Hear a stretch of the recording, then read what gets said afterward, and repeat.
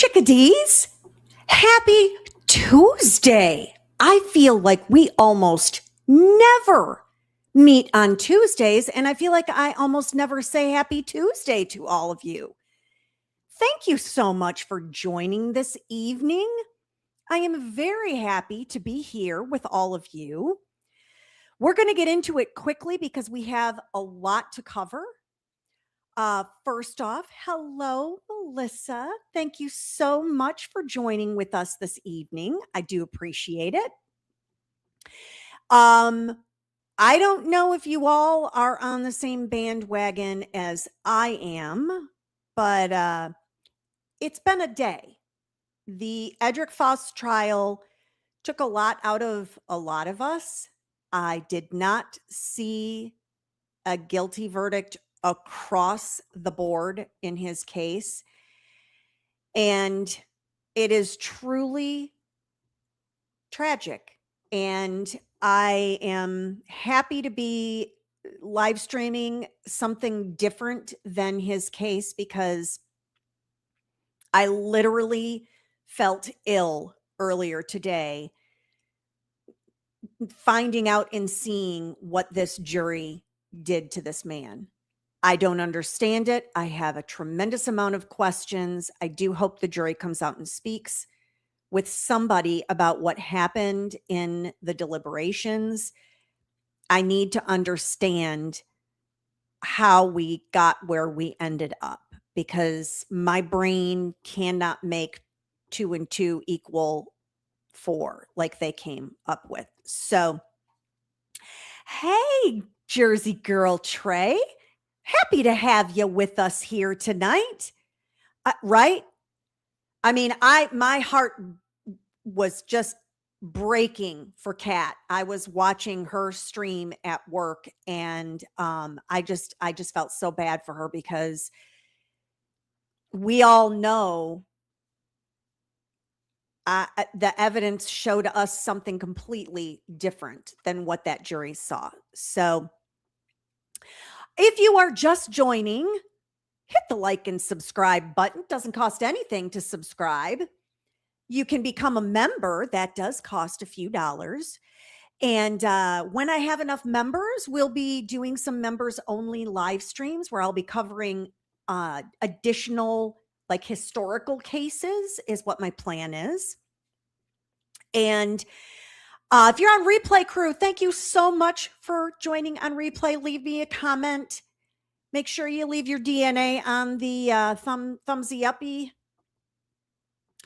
And we are going to get into Dale Warner, Michigan versus Dale Warner. Hello, Christine. Thank you for coming on back again this evening.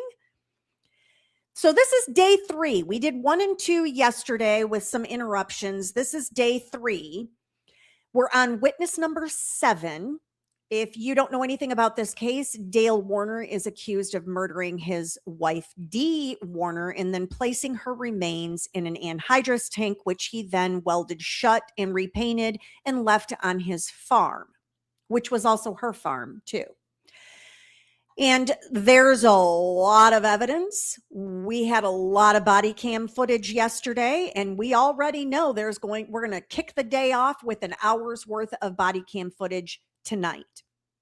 So we will get behind a little bit because I'm only going to go for 3 hours tonight because Miss D needs to get some sleep and go back to the JOB tomorrow. But we'll be back here again tomorrow night, normal Wine and Crime Wednesday time, 6 o'clock. And I'll pick up right where we left off tonight, wherever that may be. And I think we should be able to get at least 3 hours in tonight. And they went 4 hours today. So we'll only be an hour behind. Tomorrow in the Michigan courtroom in Lenawee County, they are not even going to start until 10:30 because there are other cases that need to be seen by Judge Olsaver. So I think we're going to have a little bit shorter day tomorrow as far as testimony is concerned. And they do like their long lunches. And I am not complaining about it because it helps us be able to stay on top of it. So Without any further delay, I don't know what is happening with my camera again tonight. We're going to go ahead and get into this third day of testimony in Michigan versus Dale Warner.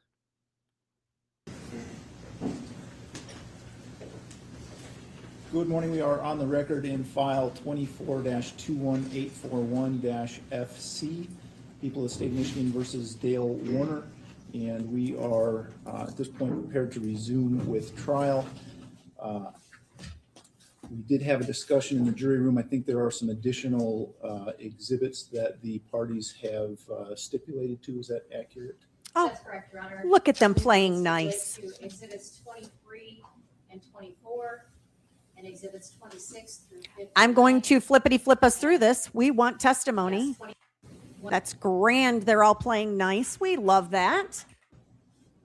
The other issue that came to my attention, and I'd like to just address members of the gallery that are here, is that I'm going to ask you during testimony, during the playing of videos, all of that kind of thing, not to nod your head in agreement or disagreement with anything that you're seeing or hearing on the witness stand or in the videos or anything else really.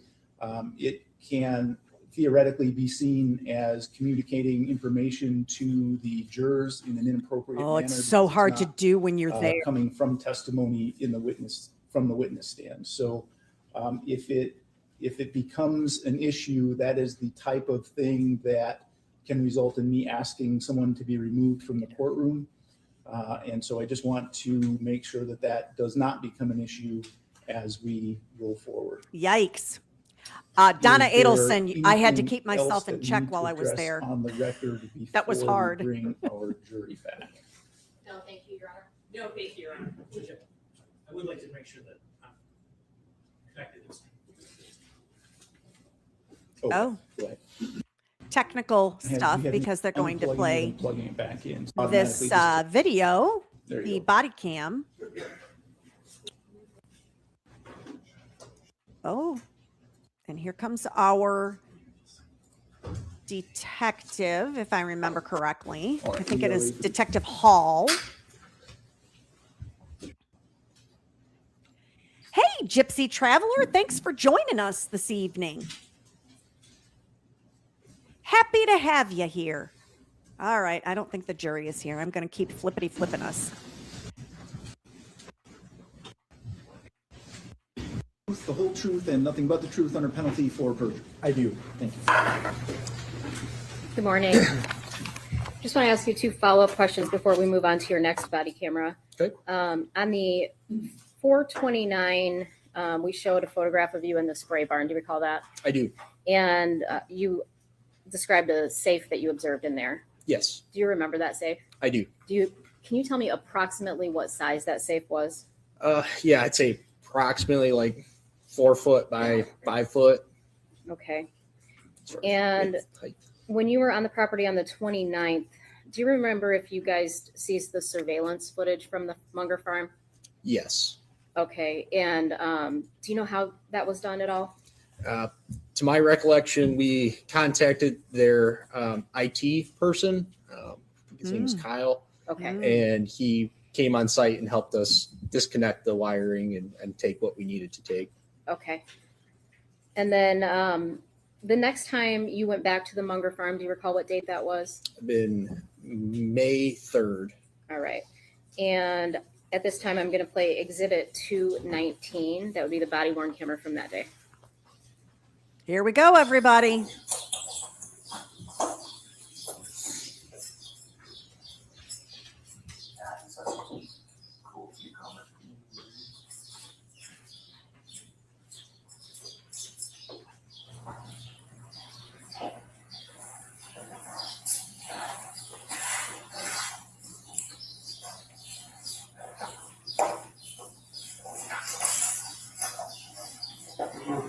You're live.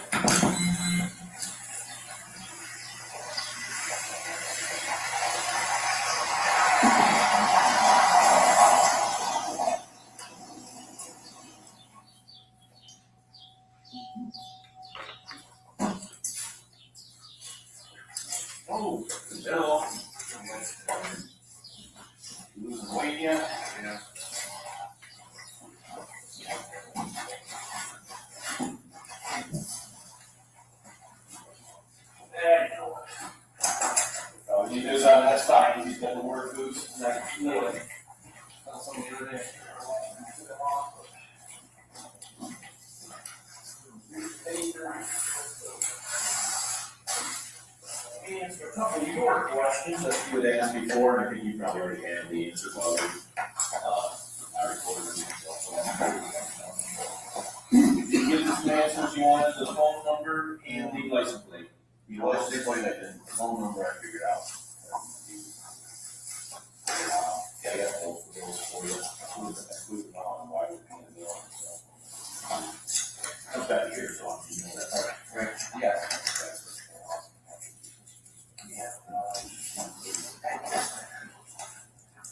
Yeah.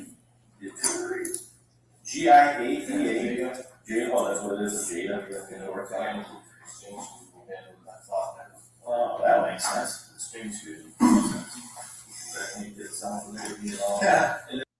Give me just a second here. I think I need to boost my sound. This is I'm having a really hard time hearing mumbles. He sounds like he has marbles in his mouth. And the second one, license plate, total legit, it is Joseph Lucier. L-O-Z-I-E-R. You don't have to worry about this. I call the guy talking to he's an old guy. So what he is Hardy. He's setting up at Hardy's house. And he drove. I don't find that to be any better. Let me.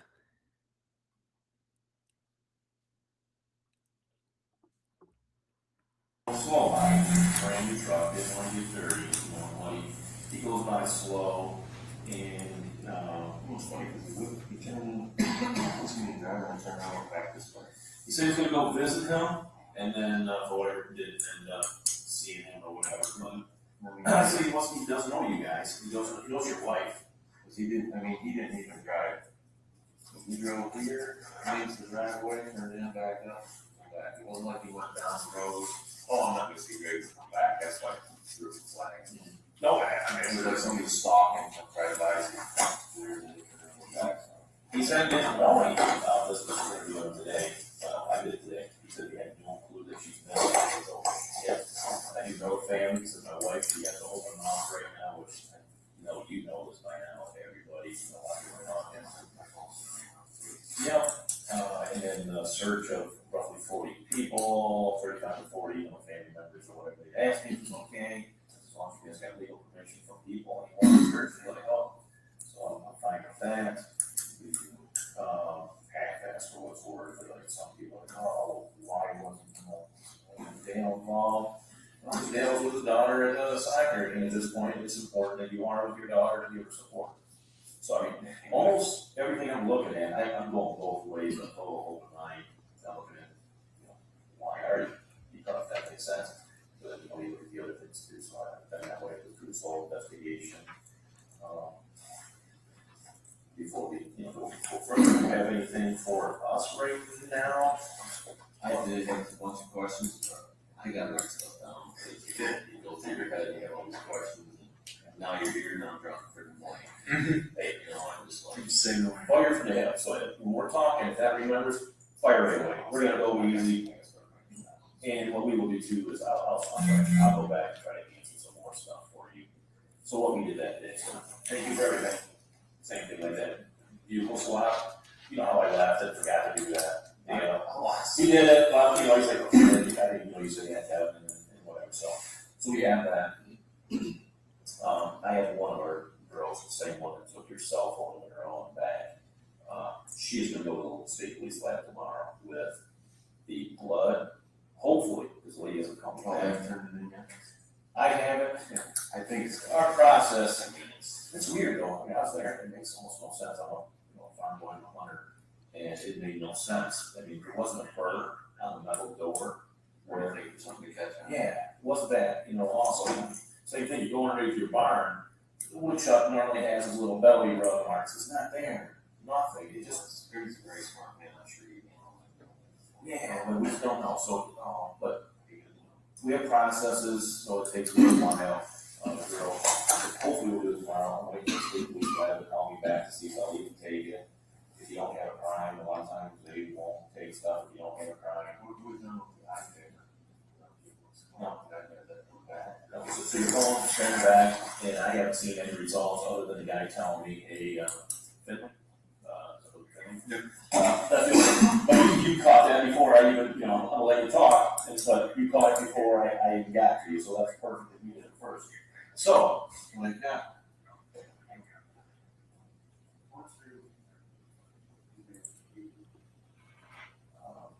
So don't credit card on it.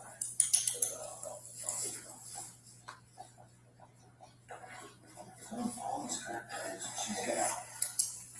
she went to the credit cards, she had these two. Sweet.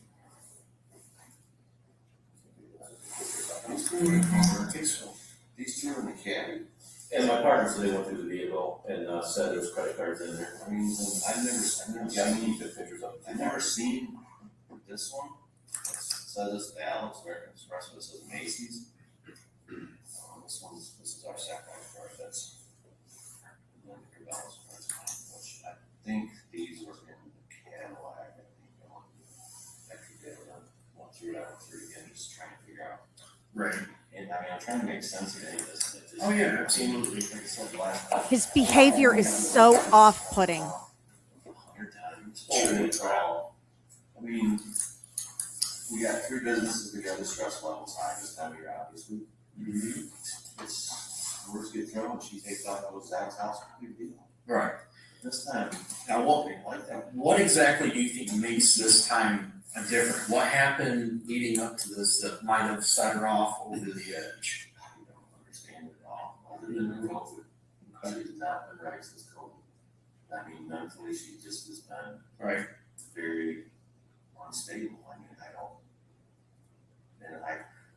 I don't know, I'm just completely puzzled. She just wasn't herself. Mm-hmm.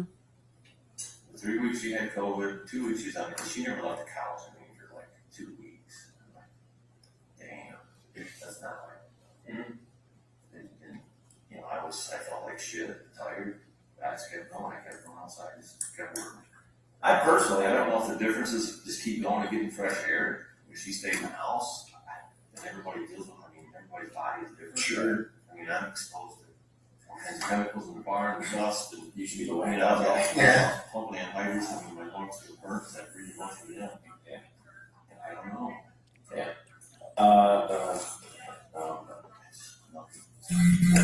And I haven't, COVID's kind of a new thing, and I personally haven't heard that, and I know, other things, but I haven't heard more, but just changes are kind of crazy. But,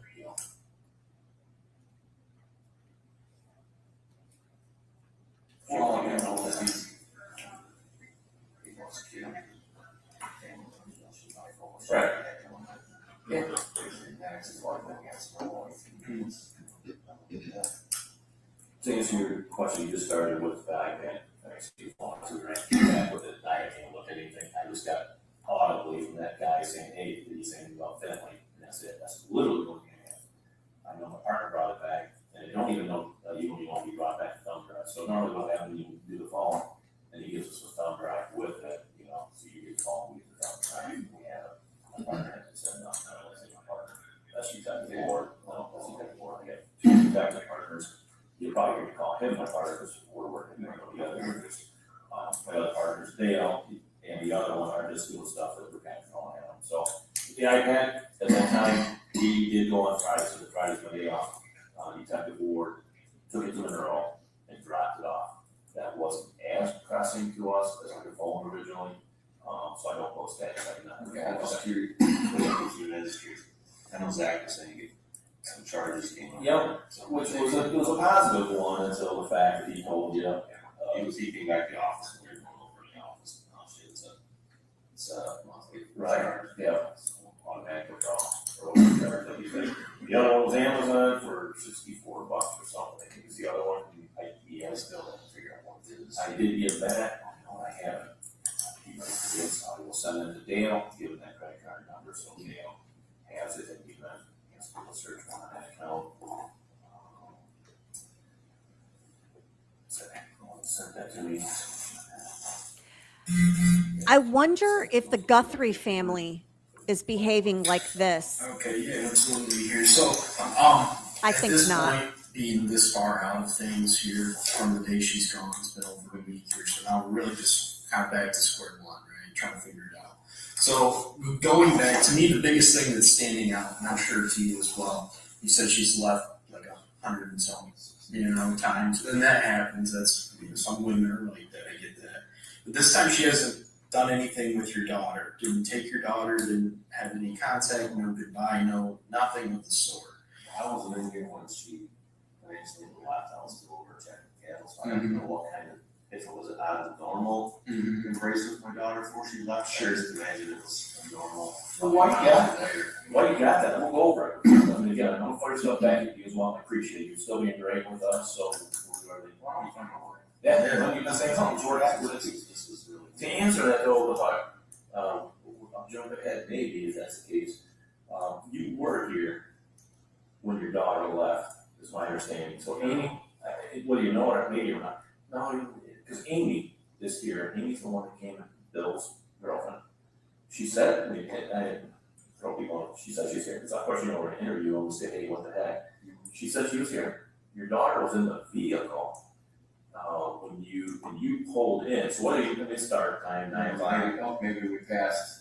Good. So she didn't, Amy and I weren't in the house by evening because I was going to check the cattle all the time. well, we'll give it to you. I mean, I'm straightforward. Well, Amy said she watched the hug, and we get enough. We have basically two main things that kind of happen at this point. But she watches the hug, and it's not like I ain't never gonna see you again. Dad, screw you. I'm depressed. I'm taking off.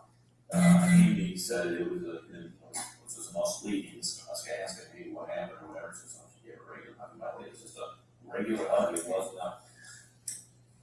regular hug. It was a regular hug. She said that she was upset. What did she say? She didn't say she was upset. She said she's upset. She said she's going to talk to you tonight about, things, whatever us sell things. Well, I mean, no, sell things. Sell things, yeah. So did you guys have that conversation that night? She didn't say anything about selling. Well, she tried to start arguing about it. I said, no, we're not going to argue tonight. What did you try? What was she going to argue about? Did she Well, get that? she wanted to, because of Terry, she had that altercation with Terry. Yeah. And they went over it, and she kept saying, "You won't back me up. You won't back me up. Nobody cares." And this is one day, you know you were in the wrong, and you want us to agree with you. And I says, "We're not going to argue tonight because it gets us nowhere. It doesn't. You push my button out." I said, "We're not going to argue." And she kept persistent and nobody cared about her. And I didn't back up with Terry and Todd. And Terry quit. I said, "Dee, we're not going to argue. It's not. We're on the subject of Terry. We're not going to jump off." And she did bring up, "Oh, let's just sell everything." I said, "Dee, it's not your decision to sell everything. This is our business." Right. You're upset. Why are you going to? Right. Until she said about selling anything, I never heard this conversation in like 2-3 weeks or longer. This conversation never came up until she's at the soccer game and she's just calling out on the phone, and she calls me and says, just out of the blue, I'm telling all the help that she's on Xanax. I never talked about Xanax to anyone. Sure. And she just wouldn't listen, or she would not let me get a word. She just was convinced that's how it was. She says, "We're just selling it." The phone, I never heard from her again until I walked in that night. Gotcha. Okay. So So that happened before some Saturday night. That was like Saturday afternoon. that was about Saturday at 11 o'clock. She was at my daughter's soccer. We were putting her there in the morning, and when I left, she said her soccer game was at 9. So if I look back on my phone, it seems like I called her about 9:30 and asked her how the game was going. And she said, "Oh, it's not. Excuse me, it's not till 11. I'm sorry, I screwed up. It's not at 9:30. It wasn't at 9." Yep. So I did talk to her once before. Okay. She went to the game, and then she called me. I thought she was calling me while something was going on at the game, against leaving a score or something. It was good, and then she just went off that, why am I telling people she's on Xanax to help? And she got into it with Terry, and we're done. We're selling everything. And that was the end of the conversation. Hmm. I never seen her or talked to her. I mean, I tried calling her a couple times, and she wouldn't answer her phone. And I think I tried calling Zach, and he didn't answer his phone, so I would say, "No, going on, Zach."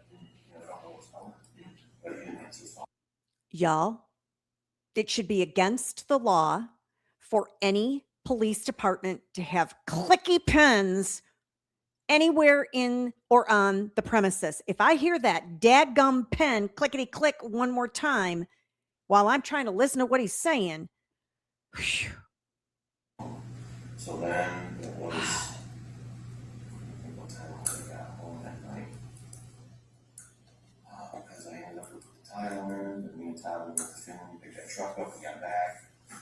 And then it was 8:30. And at the time we got home, I mean, it's. Roughly, the rough, yeah, she says he says pick the kids for, but yeah, you're right. And then, come in, I kept asking her, because I knew she didn't eat anything. I says, you want me to make you something to eat? They never asked, I'll make you something to eat. You need to eat. She didn't want anything, didn't want anything. And she kept wanting to talk about Terry and how I don't back her up. And I said, when he leaves here, it's his own personal thing, you can't control that. And that's what he wanted in school. Go there. So as the dealing work, I mean, that's what I talk to Craig, Right. just don't escalate the arguments. And Right. then she started getting her migraine. She took medication and she started to calm down. I said, I told her on the floor, so I rubbed her back. And then she says, I'm hungry. So I made some toast. She got up and she bought some breakfast, some burritos. I guess it's a burrito thing in town or someplace yesterday that day. They were in the fridge and she got one off of that one, got her little one and sat down, she ate. I don't know what happened, but the part that she wanted to feeling better. No. And she's watching TV and she's looking up this way and TV's over here. So I knew she couldn't see and her speech was slurred because she saw, she took that. I said, lay down, I'll be back, and started getting calmed down. And she didn't want to, then she finally lay down, I rubbed her back, and that's when she finally started to calm down. And she started to go to sleep, and I helped her get on the couch. And she was sleeping good and hard, and I'm thinking that's like midnight, 1 o'clock. And then I went and got to bed. And then, And you look there for that. yeah, I went probably in the morning, I got a drink, and I was picked up, food and stuff was out. I went in, laid down, went to bed, I had to take a shower yet. Same shower, took a shower, went in, went to bed. Got up roughly around 6 o'clock. I didn't never hear nothing all night, so I figured she was sleeping the dog for a morning. The time roughly you go to bed, now you're cleaning up. I was thinking it was about 1, 2 o'clock, and I finally went to bed.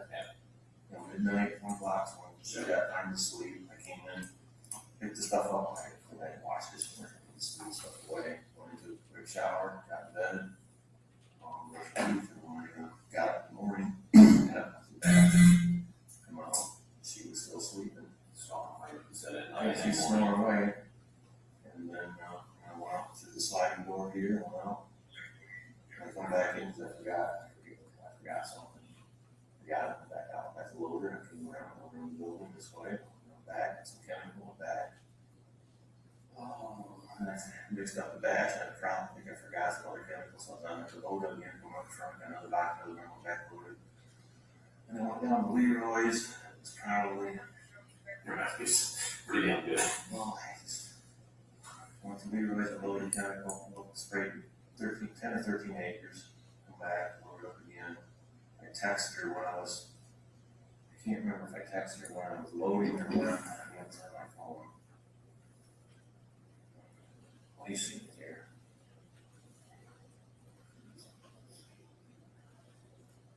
$7:45, I texted her, that was when I loaded up and was heading out the site. I'm going to be spraying, call you later. This was 7:45. And she didn't answer. So I figured she's still sleeping. I went over to Brooks Road, I sprayed off the 65 acres there. And I had some walking out to Brooklyn. And I can't remember if when I finished, did that feel like I called her or texted her? And I said, are you up yet? Is your migraine better? I didn't hear anything back because I figured, well, she must be still sleeping.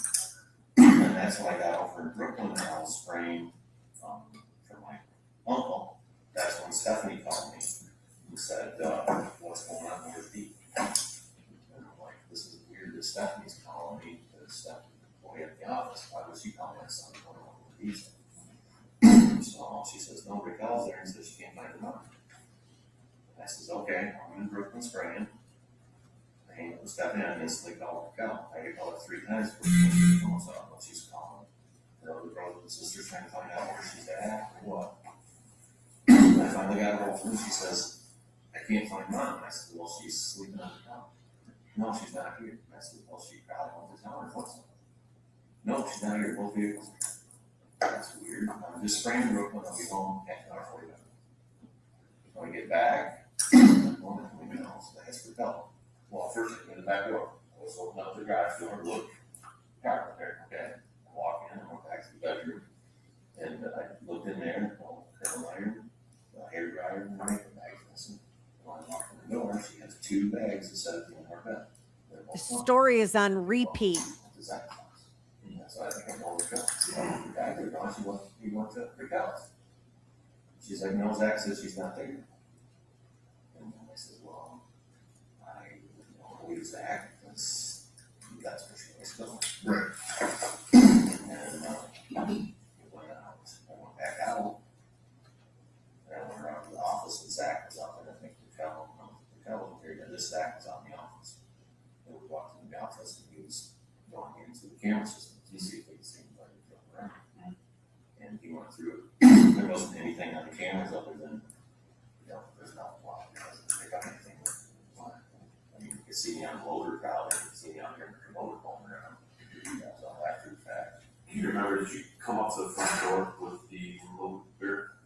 Or your hot dog jumping up on here or somebody? I thought I heard something here, not just a dog. Oh, you like that? Okay, we heard that. Got it. No, we went out to the office, and you were out looking at security cameras when I went out there, right? When I first came back? It was not out here. I don't remember walking down, but when we said we walked down. But we went in.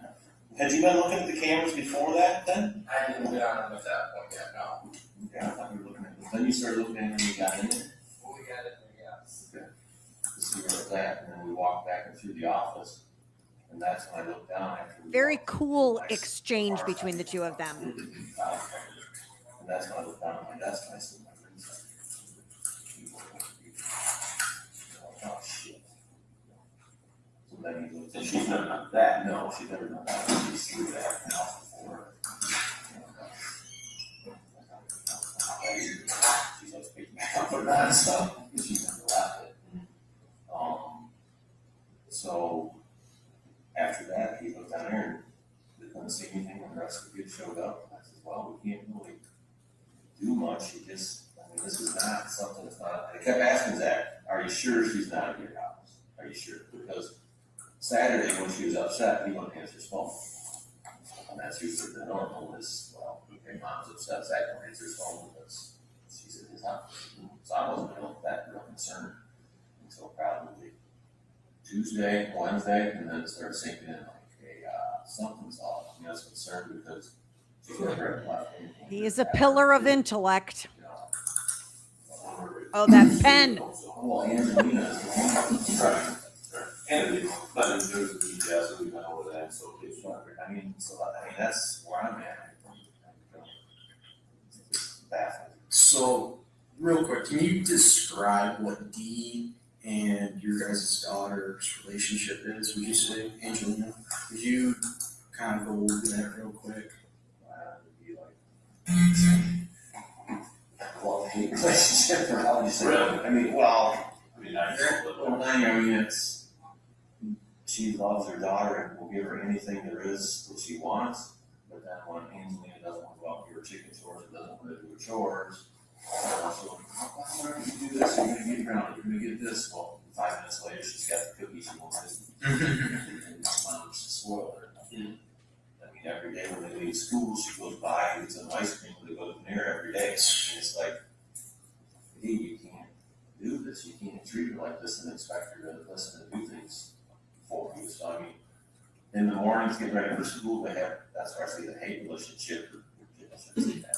Friends with confrontation is with her and mom. She's always asking Angelina to get ready, like, it's a typical 9 when we got a bed. She's gotta get up at 7, so she can leave here by 7:30. And she leaves rolling on bed at 20 after 7. You know, her mouth screaming, get ready, you know, use fast sure you and that. I mean, it's just typical. I mean, she loves her daughter best. So why would she? Right. She more mother or is she more best friend? Best friend. Best friend. That's pretty young age to be best friend. It's definitely best friend. They are. But, I mean, how do you differentiate best friend and mother when you're? She's the baby at night because she's the baby. So her The only one with you two together. That same question, same question to you and relationship. How would you? We have a good relationship. It's just not here that much.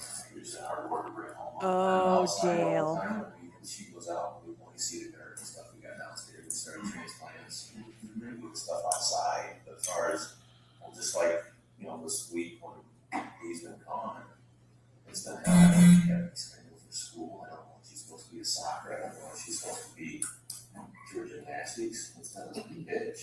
It is this, you know, that's like they kind of bitch or want, you know, help with looking one because he was a soccer game. So Yeah, kudos to that. He's like lost did. but I mean, Sometimes that's good. it's just, I don't, this morning was really horrible. What do you tell your daughter? Right. I should have said, oh, he's here. She's still finding questions or what she's saying. Well, she's picking up stuff for Mother's Day. Mother's Day's this weekend. I'll get this tomorrow. I'll get this today. Yeah, that's true.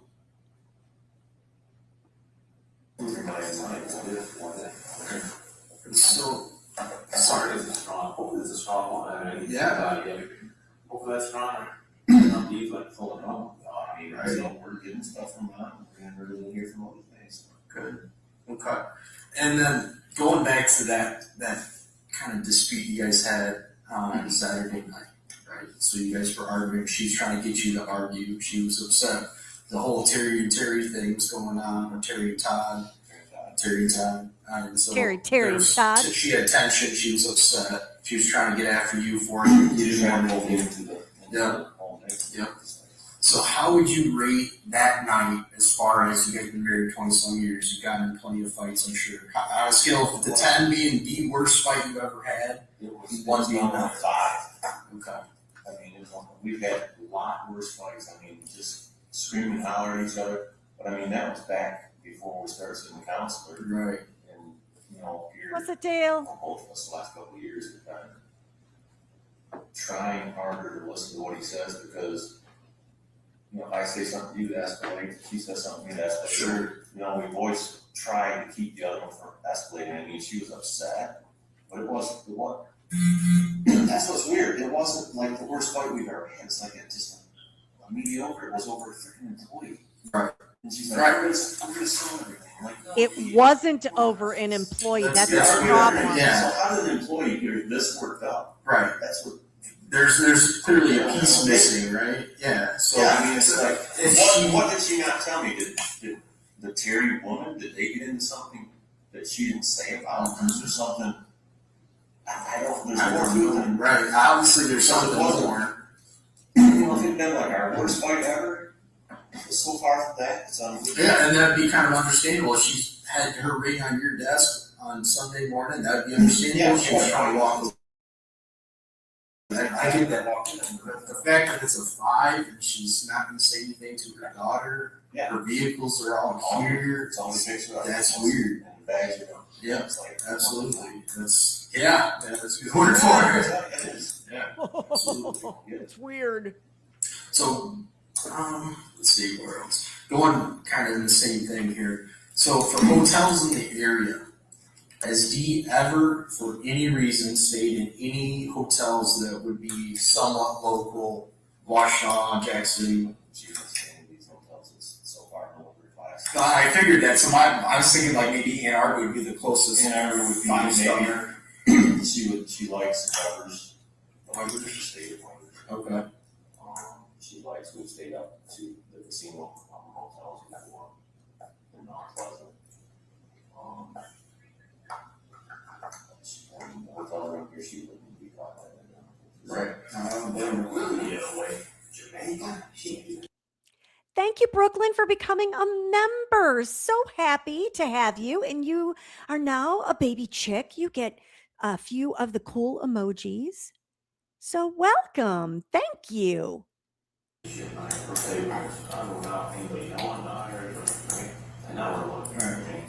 Alright, I saw your passport the other day whenever we were here.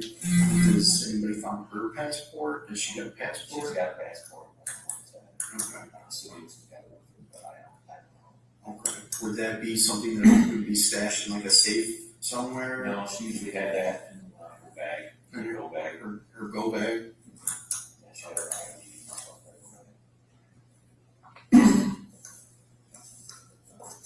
But I do know I can't do his passport was downstairs with mine. Jaren's, my son's downstairs with mine, but all the kids have their passport. Used to be down at the safe downstairs. Okay. My son's is in the safe, we went there last week.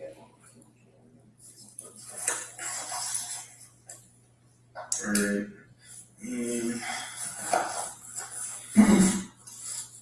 I got an email from my fishing place in Canada where I go, we're talking about moving on the train, but they also talked about the next day for the, the coronavirus will lift or whatever. And I noticed it's different in different provinces. I don't know that. Not just border. I don't know if you go in the border, if you gotta worry about getting across the border, that's what they. That's how local Saskatchewan, that's lots of people running up there. If you wanna hit on the. I wanted to know. We look at everything, I mean, you are a huge tactical suspect in this for what it's worth. Sure. I can, and here, I'm sure you're gonna be more, some people aren't talking to you or whatever, but, and then you can just suspect it anyway, and what often it is, the husband or something like that. With that being said, same thing, shut everybody up, it's been a few days now, but if I can, just get a picture of your arms, and I use this in domestics, and it shows, I use it for your, it says, look, I don't have any scratches. And it shows, but that's good for you too. If someone's building something hard. Right. Oh boy. Let's see those arms, Dale. Look, I don't even have a scratch on. He's got long sleeves on for this one. Remember a week ago, he had short sleeves on. Let's see what we see. And that's more her. We should get more of that. Because, I mean, do the physical fight strategy. I hate confrontation. We'll do just straight on because it's like that's good. And then just put your arms this way and I'll have you that's good. I don't see any burn lines right now. Yeah, and that'll do the same thing. So your arm, like that first and then we'll flip them. Perfect, thanks. She's No, it's my wife who wanted She's gonna tell you how she feels right now. I mean, it's not gonna go back. Just avoid confrontation.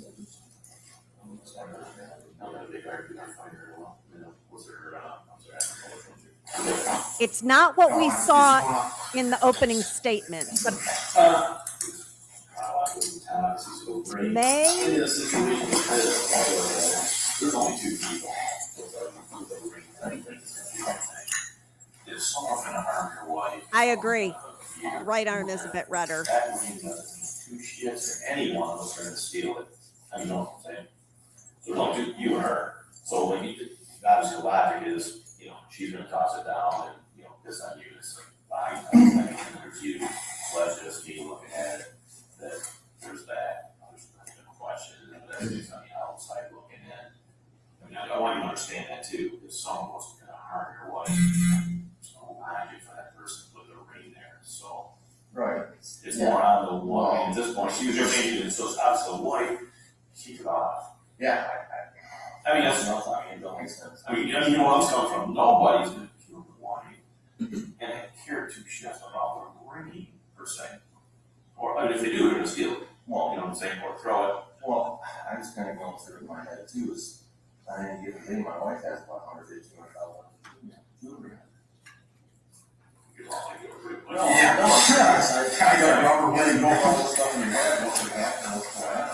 sure even days she's got.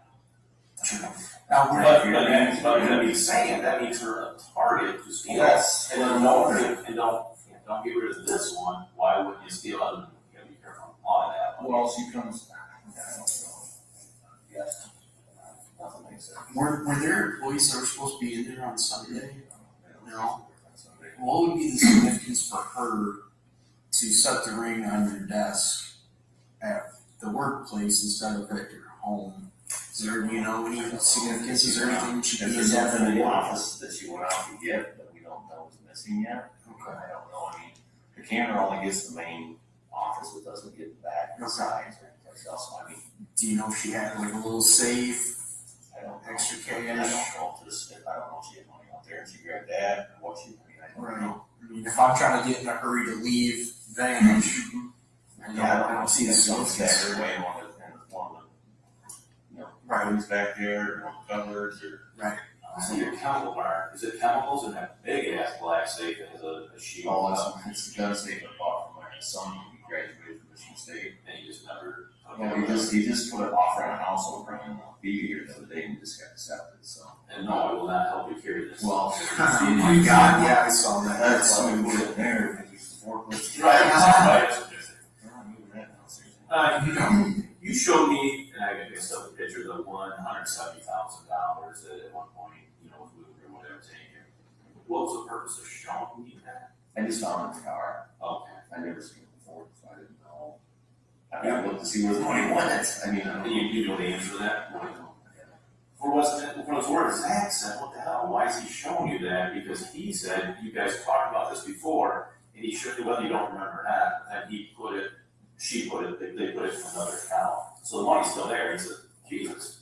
You asked me what, I mean, he showed it to you, said, not a little bit, because he showed you. That's the first I seen that check. You asked me if I found anything in the car. No, I was looking and I said, that's what I found in the car. So Yeah, I thought, okay. no, I found this in the car and this. Okay. But But I mean, now I'm saying that you said, oh, you didn't realize that she put it in another account. I mean, I was telling you, that's what he had said. He said, it got brought up once before, like, where's the money or what happened to this money in council when he saw somewhere, this new money is gone.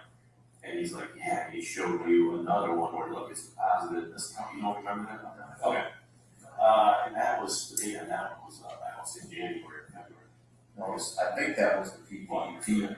I think that was the PPP money that we got for farms, WW. And I'm not sure. And of course, you don't have to remember, but for whatever reason, Zach says, I mean, why would you show you that? Because we already been over this, it got brought up. I'd be fishing, right? Yeah, well, I just seen, you asked me what I found in the car, and so I showed you the, I was surprised I found all the 2016 gift cards for sauce, whole stack of gift cards in the bottom. Oh, not the gift cards. Yeah. Oh, not gift cards.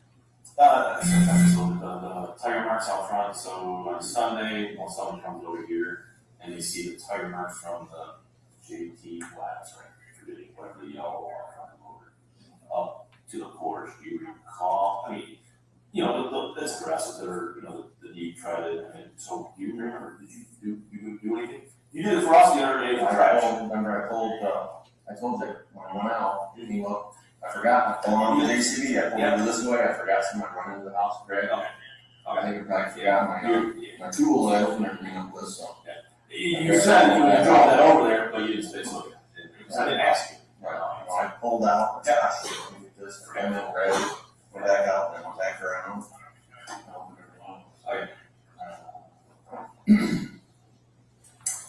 Would you consider me to have any kind of substance abuse, like alcohol? Is she an alcoholic? Did she take too many Cover this. I know we did cover it. You did say, yeah, well, pills and. I'm thinking more and more it's the substance abuse all the time. Could you see her checking herself into a rehab facility? Is that something that? I couldn't personally, but I don't, I mean, I know my wife very well, I just thought she would do this. Okay. So, I mean, I can't put that out on the ground, but she could check herself in some place.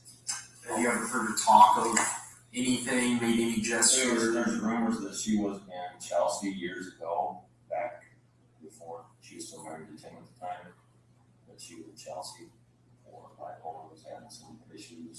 Okay. Never really handled some of that. You know, bring up the bipolar. Yeah, smart man. Yeah. Yeah. Choose your battles, you know, and that's. Right.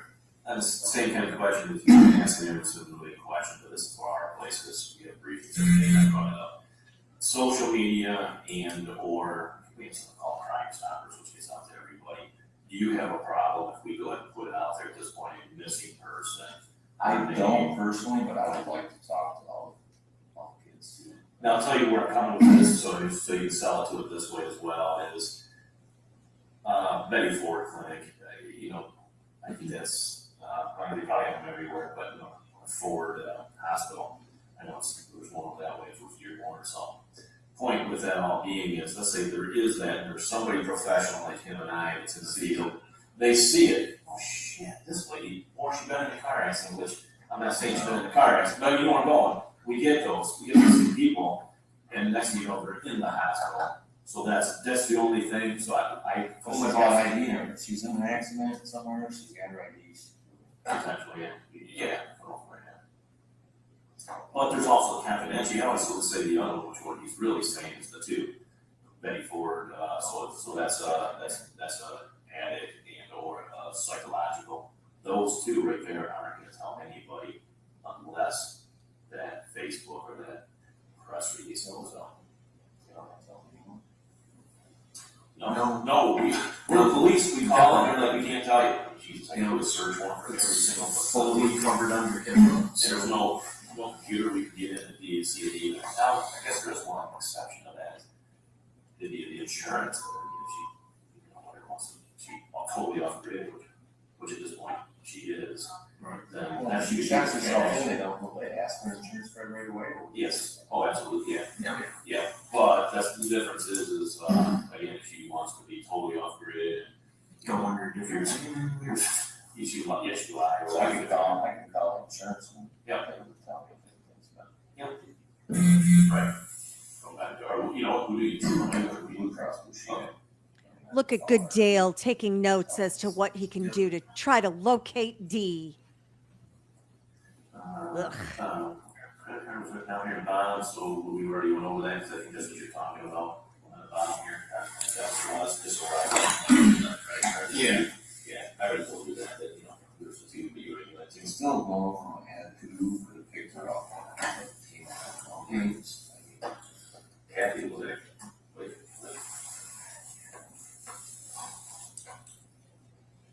Yeah, I mean, that's crazy, you know, she's a dude. Well, that's a dude. No, I said that's what the oh, you know, I don't know who the heck's gonna do with that. Don't we wish we could see that text message?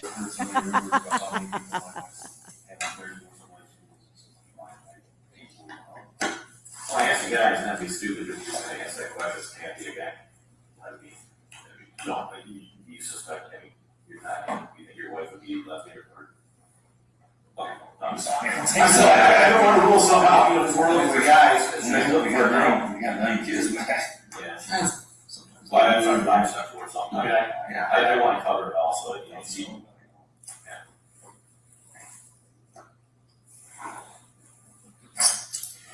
Okay. Now we're past that point, and before it was 2-3 days, she'll come back, now you're. Yeah, no, what's the odds every day goes by? Longer goes. So did anybody help you work on Sundays? Anybody around? I know the kids were after checking for Dee, but I think after on Sunday, mm-hmm. oh, what did I end up doing Sunday after a spree? where you were spraying that Yeah, first that row morning. Here to leave with one Brooks, when I came back. I would have to think in my head what the hell I did after that. It's just a blur. Sure. Seems like we know. Seems like myself in the corner.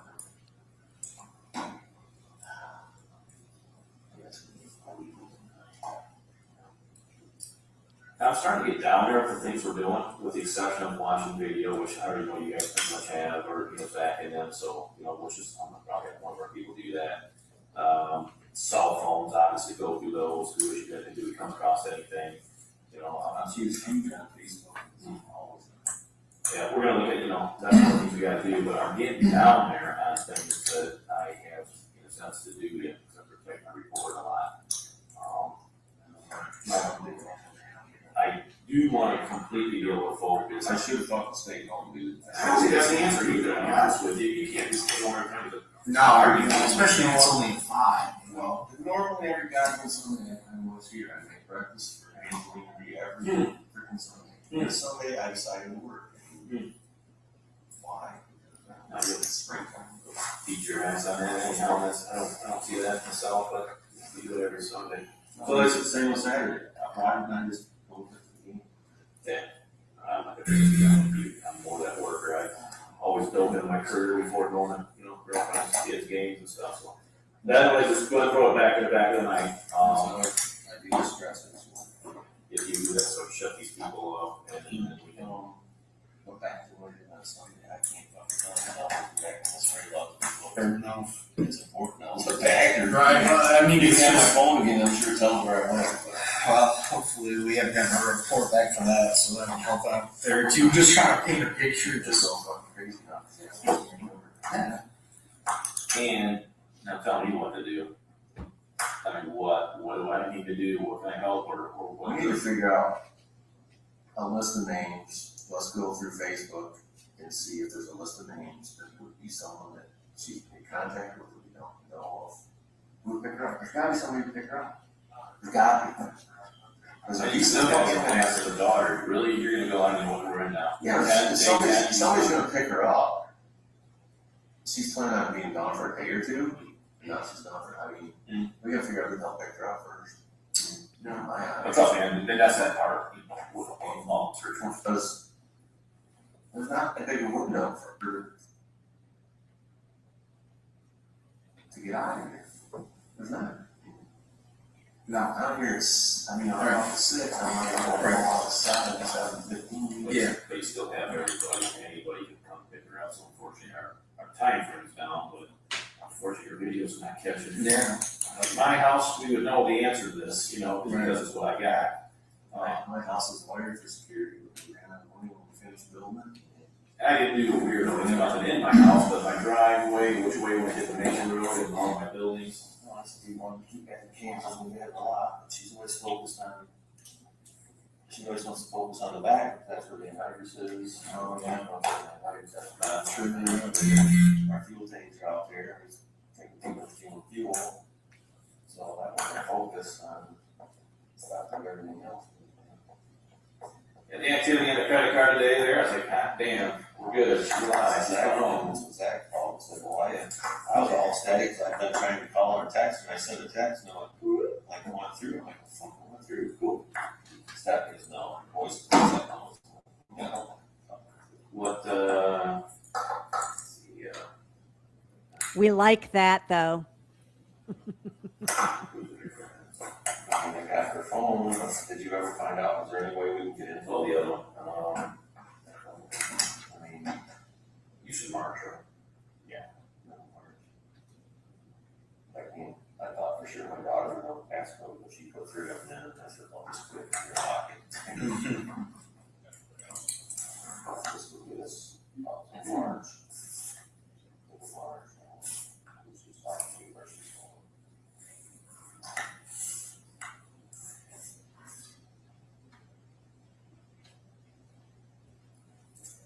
I'm not impressed with Detective Greca so far. So this might be why he was avoiding being served. He seems like he's like, hey, buddy, old pal. Hey, Detective. I'm sitting here with Glenn, the husband to the missing wife, Dee, that you did the phone on the other day. We have her old phone from back in March, another iPhone. So that's one thing. Is that going to be beneficial, or do you have enough? Well, you don't even have her new one now because we don't have her new one. But will her old phone be any good back in March? Well, we don't have a password for it.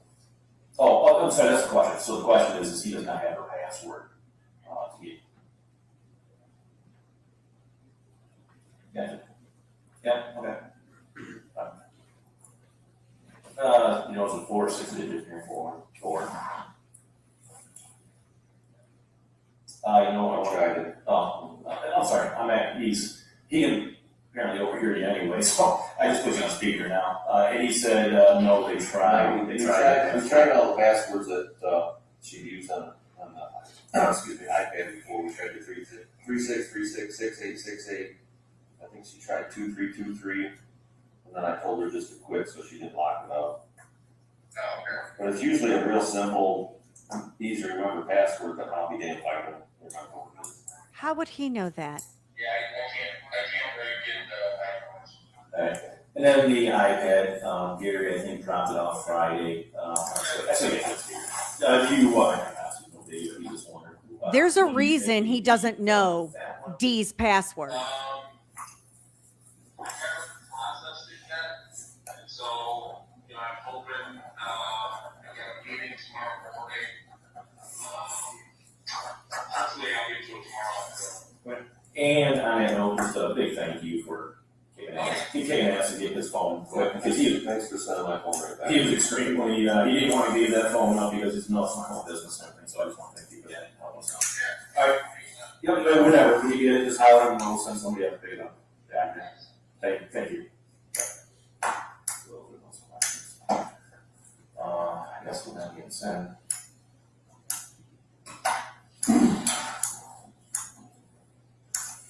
Also, the same thing, anything we can think of. Feel free, as you see, give a holler, call. We are. I'm getting down there. Other than let's get the chance to look at everything. You know, electronically. What her calls are, and that Facebook. I'd be friends with who she's been contacting on Facebook. Who's calling back and forth. I mean, she lives down there. Yeah. I got one contact. I don't phone back calling.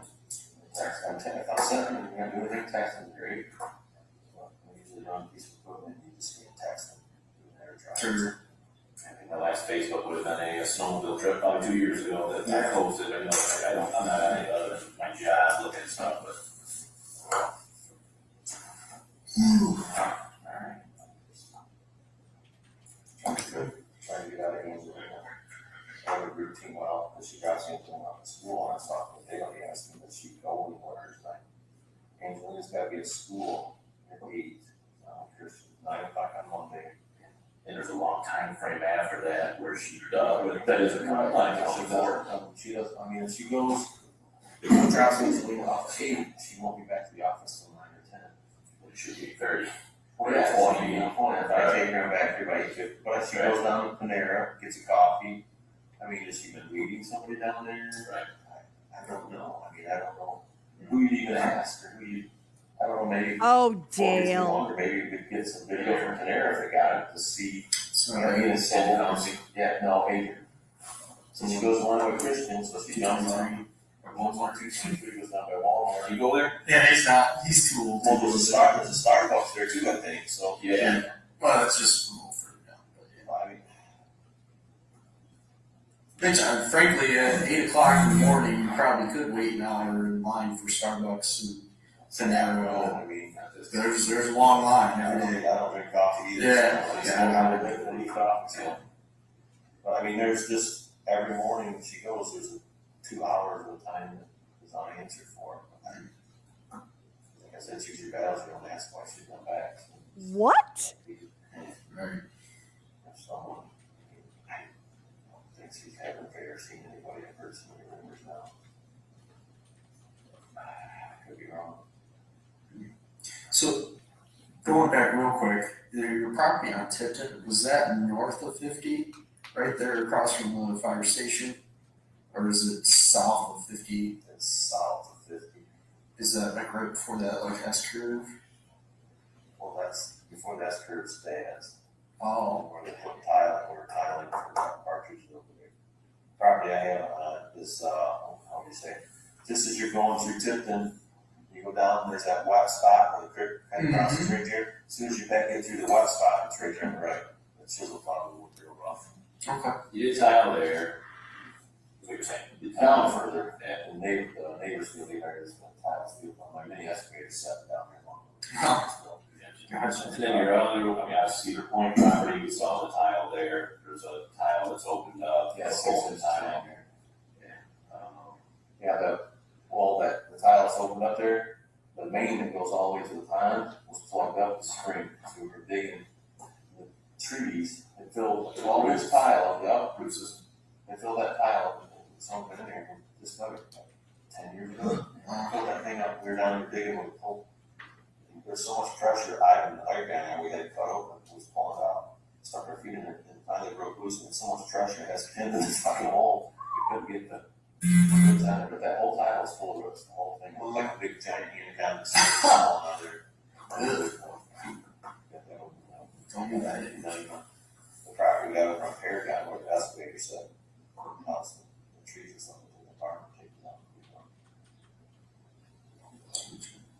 You were over there too, where you went to all the properties in? No, I have not. Cedar Point, and here is all I did. Now I know where, you remember what? We went over on 6-9, because when he came back, they were.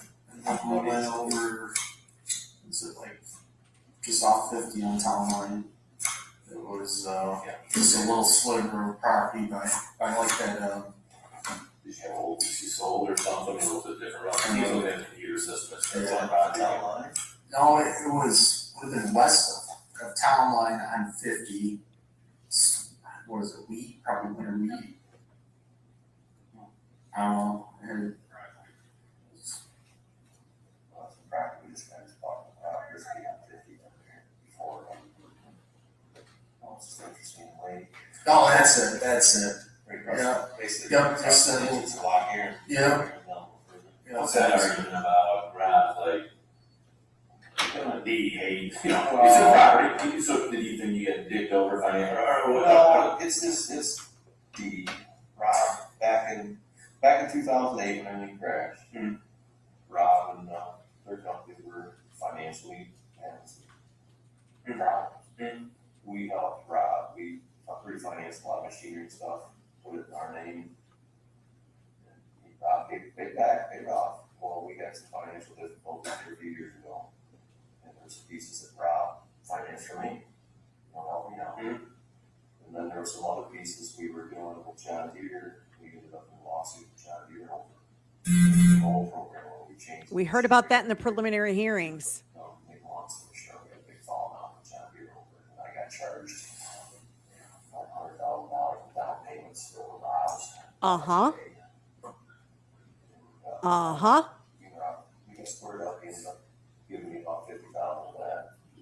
Yeah, just walked away from We it. walked away, we both lost, we both. Right. Both agreed to disagree, and walked out, and he wasn't happy with, she thought Rob should have done more.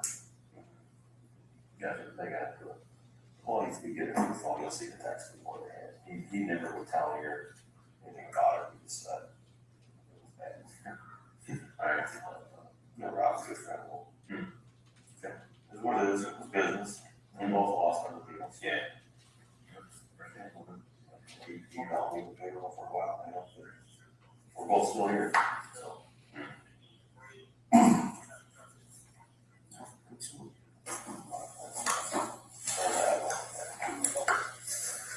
Make anything else, your jobs you want, just so you know, yeah, we got the employees right after that.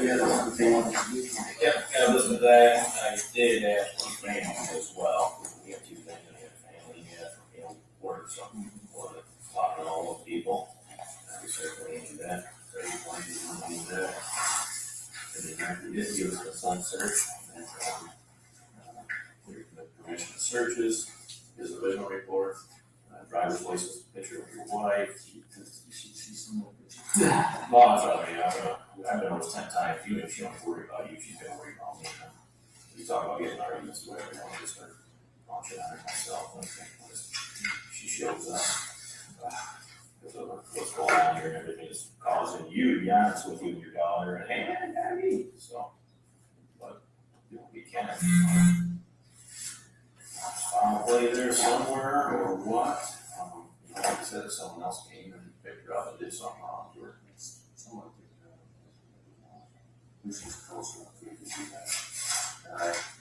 then we get a leak. So the friends are Stephanie, the friends are Wolf's daughter. You know, those are your big ones right there, and those people don't know.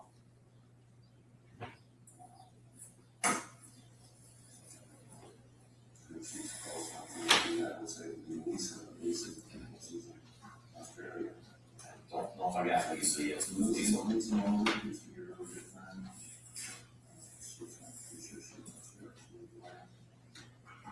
Kind of over my head, and we're good friends, and we're the chief call. She been in Australia? Yeah.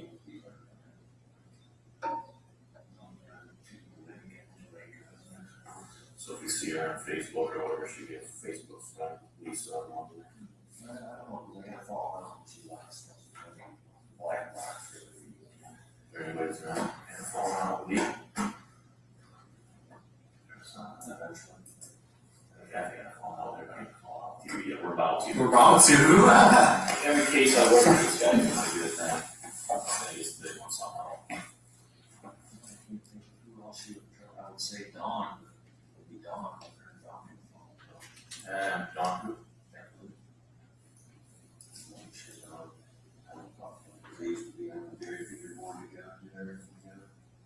Epperly?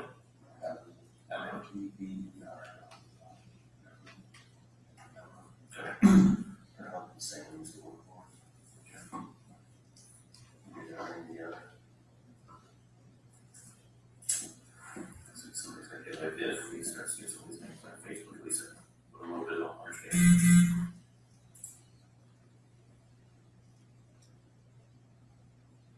Is it normal for Dee to snore when she sleeps? Is that pretty common for you? Was the snoring that you're hearing on That's a good Saturday question. night or Sunday morning before you went to bed, is that an average snore for her, consistent? Yeah, well, consistent, I mean, she never snored before, like, it's like last 6 months or so, she's been snoring a lot. What he's going with that is an overdose type thing. It wasn't, how do you explain it? It's like it was almost like a nasal talking. It wasn't, like you or I, your tongue or whatever flopping in there, hers was more like a nasal. Flutter and something, it wasn't, every time she breathed in, it would be. Was she snoring whenever you got up on Sunday morning? You know, that's how I could tell she's sleeping, because she'd be snoring. But it makes sense, because she'd sleep. If you were snoring, you can't be up. Have this argument. Yeah.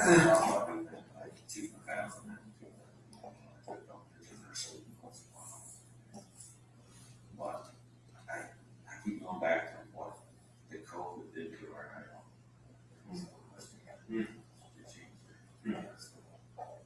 She's always tired. Sleep on her, she's really good.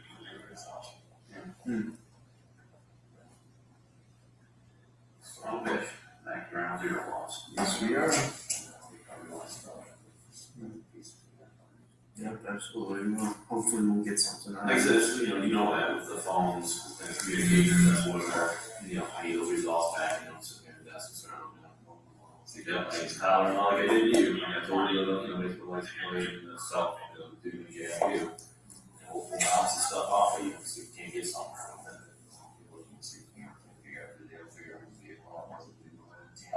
Or whatever. No, I haven't even seen any video yet. And obviously, well, Friday earlier, or whatever, Saturday, earlier, is trying to what we do. Looking through Sunday, to start with. Everybody knows the standard time. Oh, I am anxious for Detective Greca to Friday, testify. Roughly 8:30, like you said, you're getting home, and go through the daughter. To Sunday, same thing, 2 p.m. or something, that's the main one I want to look at. Sure, we'll be in touch.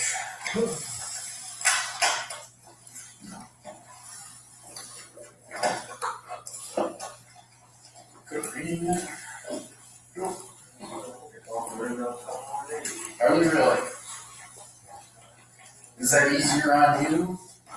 Not really. I get this sun. Yeah, I mean, it's good. gotta do something else. There's no thing else. We got time for it.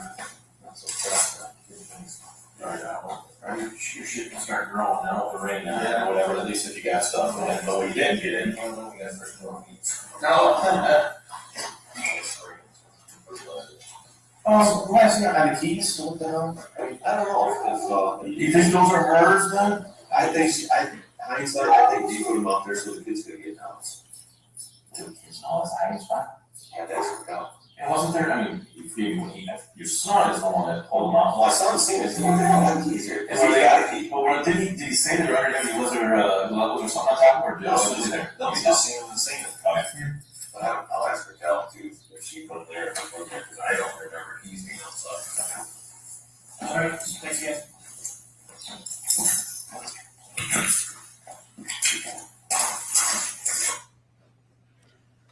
Oh boy. Do you recall that interview? I do. And do you remember Detective Greca asking the defendant to take off his shirt? Yes. And did you hear his explanation for asking him to do that? Yes. How long did you work for the Lenawee County Sheriff's Department? At that point, Correct. say like a year or so, year and a All right. half. All right. And had you worked on any of the domestic cases that he brought up? Yeah, absolutely. Okay. At this point, what's your understanding on the last time that anybody saw Dee Warner? Would have been the 25th around midnight. Okay. And that would have been the defendant who saw her last, correct? Correct. All right. Now we're getting into May 3rd, right?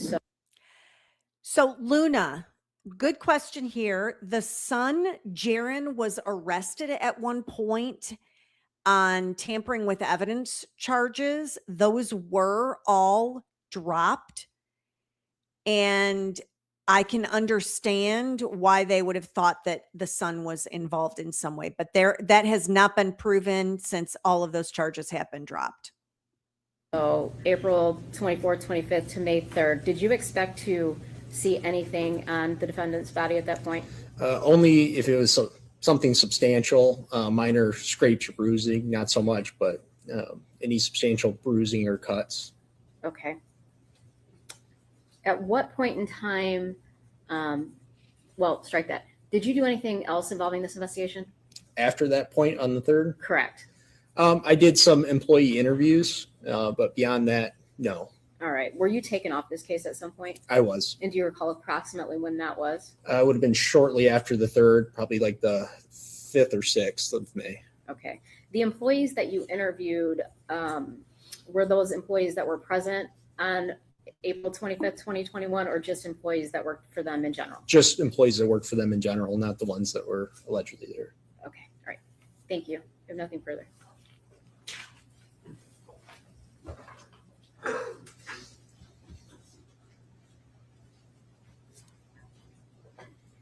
Good morning, Mr. Hall. How are you? Good, ma'am. How are this you? woman. Good, thank you.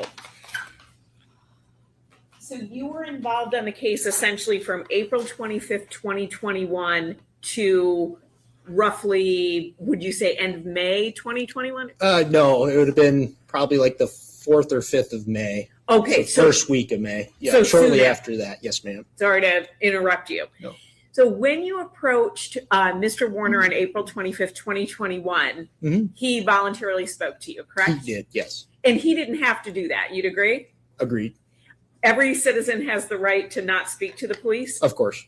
but Mr. Warner didn't exercise that right, correct? Yep. He chatted with you. He did, yes. And then we saw some other videos, April 26, 2021. Mr. Warner had the same right not to speak to the police, correct? Correct. But he voluntarily did so. He did. We saw videos from April 27, 2021. Same question. He had the right not to speak to the police. Of course. He chose to do so. He did. Same on April 29, 2021. He could Yes. have declined to speak to the police, Correct, yes. but he chose to do so. Correct. And on May 3rd, 2021, same thing. He invited you into his home, spoke to you and Detective Greca, correct? Correct. Could have chosen not to speak to you, right? Absolutely. Now, when you interviewed Mr. Warner, was he aware that it was being recorded with a body camera? I'm assuming it was on my chest and it was vibrating off and on, as you heard. So I would assume. And you were Okay. clicking your pen and And so he didn't ask you to turn it off, don't record me, anything like that, correct? No. And when you indicated that you thought, boy, only you would find a substantial bruise from April 25th to May 3rd, 2021, Detective Greca still asked him to take his shirt off, correct? Correct. And you didn't see any scratches, marks, anything like that? No, ma'am. Nothing that looked like it was healing, right? No, ma'am. No scabs, anything along those lines? Not that I could recall. No. When you initially spoke to Mr. Warner on April 25th, 2021, you indicated that Ms. Warner's, you had looked for a phone ping, correct? Correct. Yes. And the last phone ping was 7:30 a.m., correct? Yes. Also, I want to just clarify because the jury may not know the family dynamics the way that we do. Sure. Bill Warner is Mr. Warner's brother. William Warner. Yes. William Warner. Yes. And so we heard reference to Bill or Mr. Warner's brother, and he is in a longstanding relationship with Amy Alexander, correct? It's my understanding. Yes. And Oh. Amy Alexander is the woman who picked up Angelina on April 24th, 2021. Correct. And then she lives with Bill Warner. Correct. One last topic. We heard about talking about blood, and Detective Greco was talking about like a woodchuck rubbing its belly on the ground and things like that. The blood that he was referencing was blood that was found in Greg Hardy's barn, correct? To my knowledge, yes. I was not present for any of that, But you were present when the conversation was yes. going Yep. on. And Greg Hardy is Dee Warner's older brother, correct? Correct. And that property is adjacent to the Warner farm, correct? I believe so. I don't know. I've never been there. Well, are you aware that it butts up against it? So you Yes, go from one I know property that right to the it's other? down the road at some point, but beyond that, I couldn't tell you the detail. Great. I have no additional questions. Thank you, sir.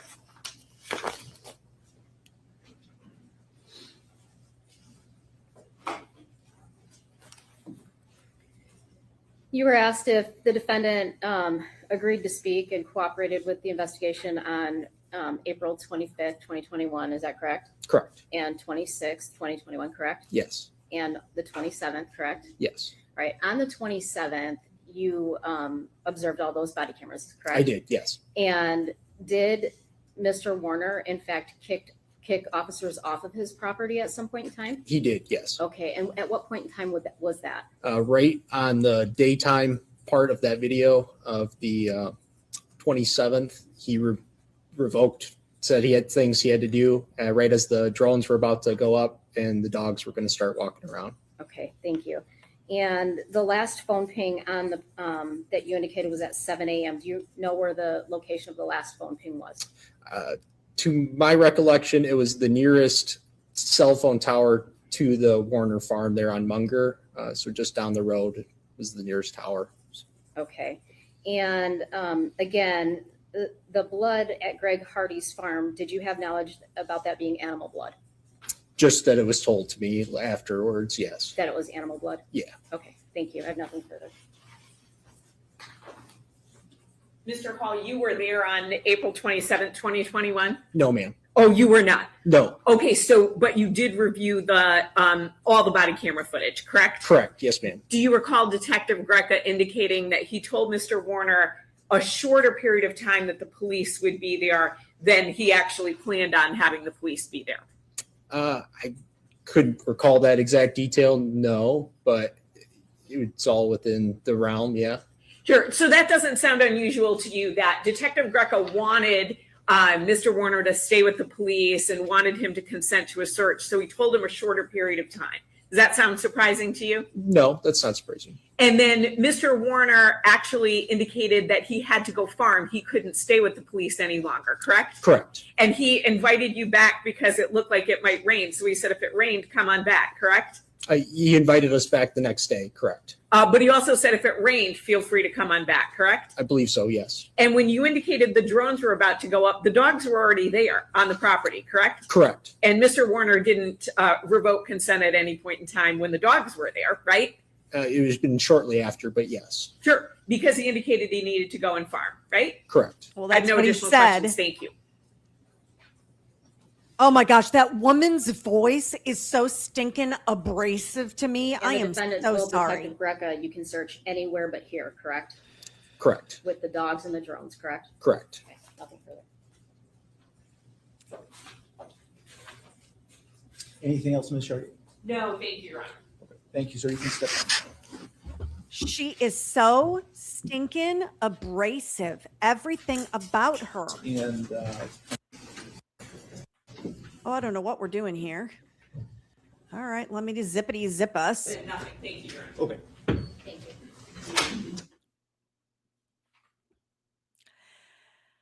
Yes, her voice. Y'all. I mean, it's like an unnecessary constant assault. I'm going to try to get us to the right spot here, but man, when I hear and okay, y'all, I'm from the North. I'm from Michigan. It isn't her accent. It is the way that she speaks. It's a little nasally like this, and she's very harsh in how she said it. It's like, oh, woman, stop it.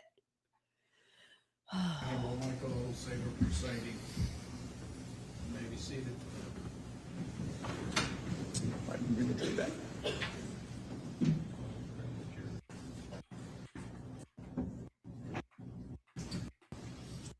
Oh, the jury's coming in. Oh, we've got, Mr. Clear in his throat. Yes. It's like pointed and loud. Yes. Her regular voice feels like she's attacking you. Sir, Yes. before you sit down, I'll ask you to raise your right hand. Do you swear or affirm to tell the truth, It's the like, whole oh, truth, you're and yelling nothing but at the truth me. under penalty for perjury? Stop talking to me in all caps.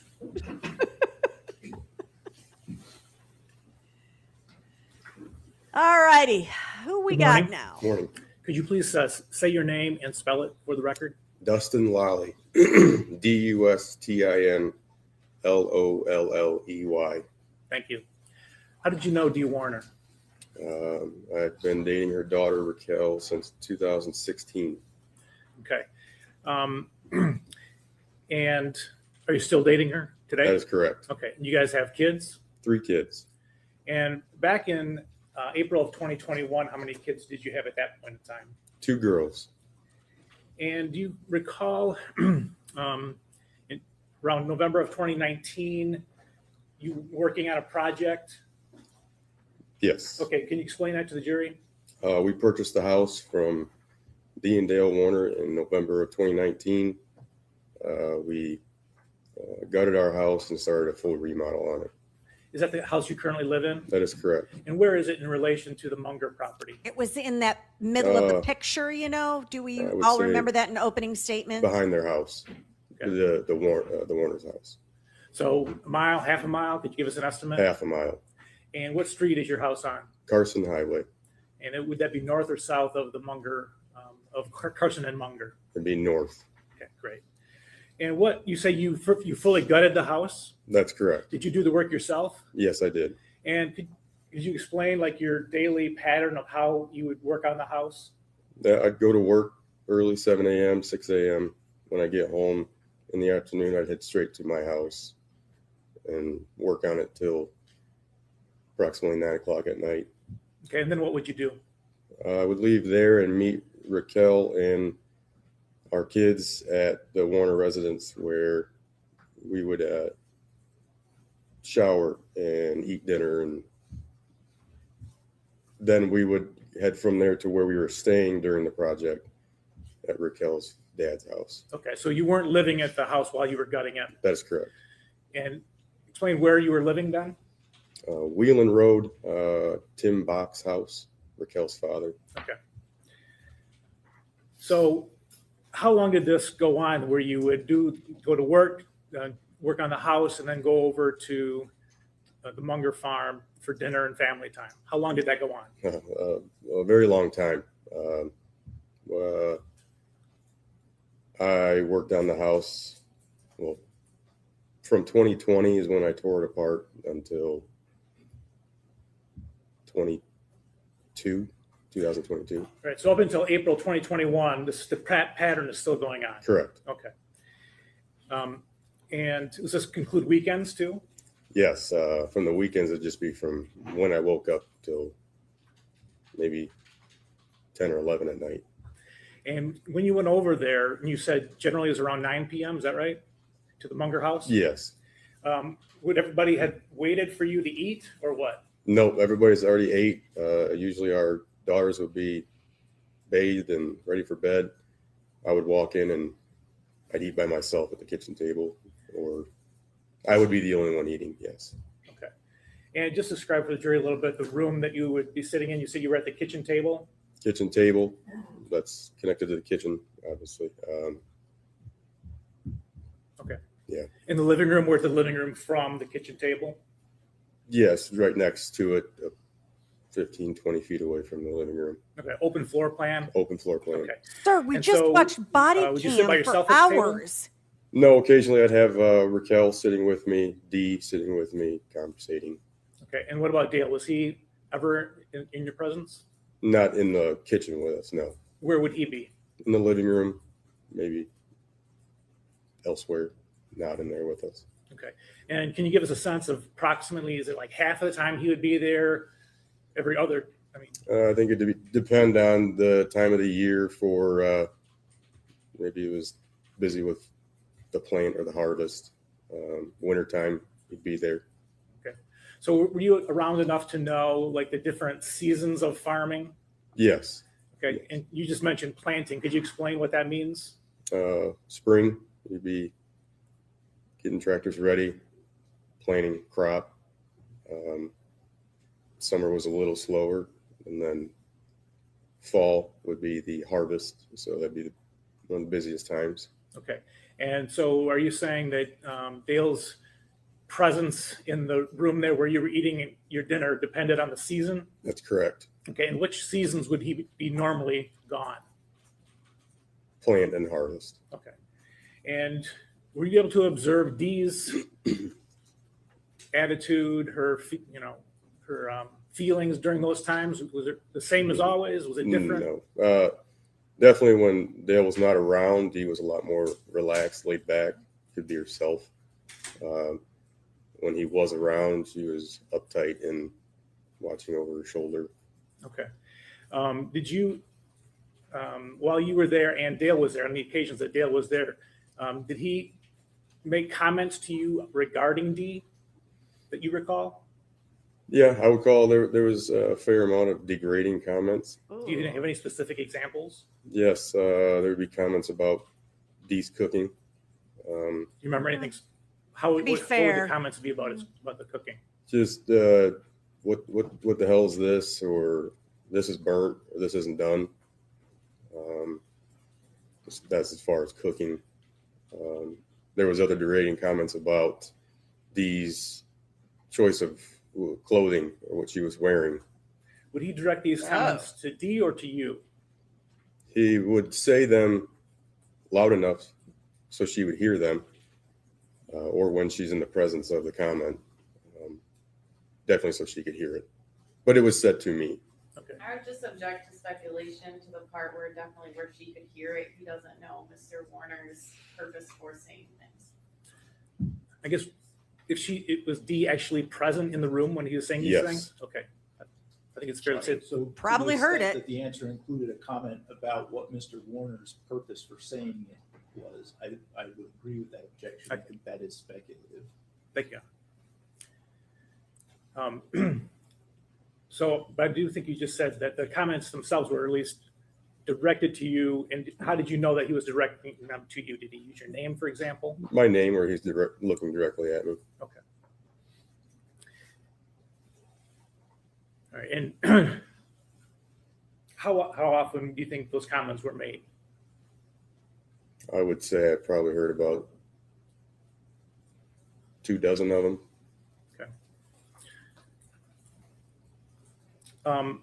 Would there be a time where you would try to exclude him from the conversation you were having while you were eating dinner? Yeah, I guess when we're just sitting at the kitchen table, just Raquel, Dee, and I while I'm eating. Dee usually, when Dale was there, Dee would try and speak a little softer, a little lower tone. That way, the conversation was the three of us.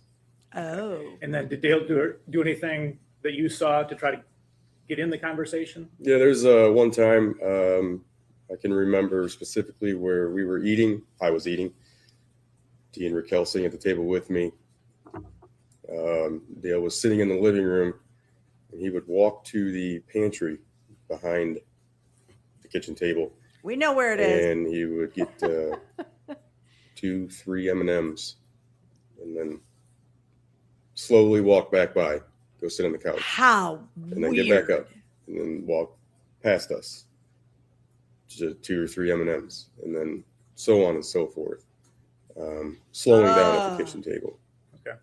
Ugh. I don't like this. Was there an incident at some point regarding the Hummer? Yes. Okay. And when was that? That was July of 21. No, I'm sorry. July of 2020. Okay. And explain what happened. Dee asked me to come and look at something that she had found in her Hummer. And did you do that? I did. And what did you find, if anything? Dee handed me a small black device, and she said, "I found this in my Hummer." Okay. If I showed you a picture of that, would you recognize it? Yes. That is it. I took that picture. Okay. All right. And can you just, explain what that is? It plugs into the OBD2 sensor that all vehicles have down by your left knee area in the vehicle, the driver's side. And like I said, Dee gave that to me and asked me if I know what it is. Okay. And did you know what it was, or did you find out? Offhand, I did not know what it was. I did Google one of the numbers that are on the screen there to find out what it was. And what was it? It said it was a tracking device. Okay. All right. So did you tell Dee what you found, what it was? Correct. Yes. Okay. All right. And then did you do anything with it after that point? I asked Dee what she wanted to do with it. Okay. And what did you do as a result of talking to her? She wanted me to. Objection, hearsay. That's fine. He didn't That's fine. say. I'll re-ask the question. I just want to know what you did in response to. Okay. Right. He didn't top say button. she said. I pushed it in. The device came apart in 2 halves, and there was an SD card inside of it. I removed the SD card, put the 2 plastic halves back together, and I handed both the SD card and the device back to Dee. Okay. And did you see it from that point what she did with it? Yeah, she put the SD card back in her pocket, or she put it in her pocket, and then she turned around to head back to the garage with the device. Okay. And do you know where the Hummer was at that point? In the garage. Okay.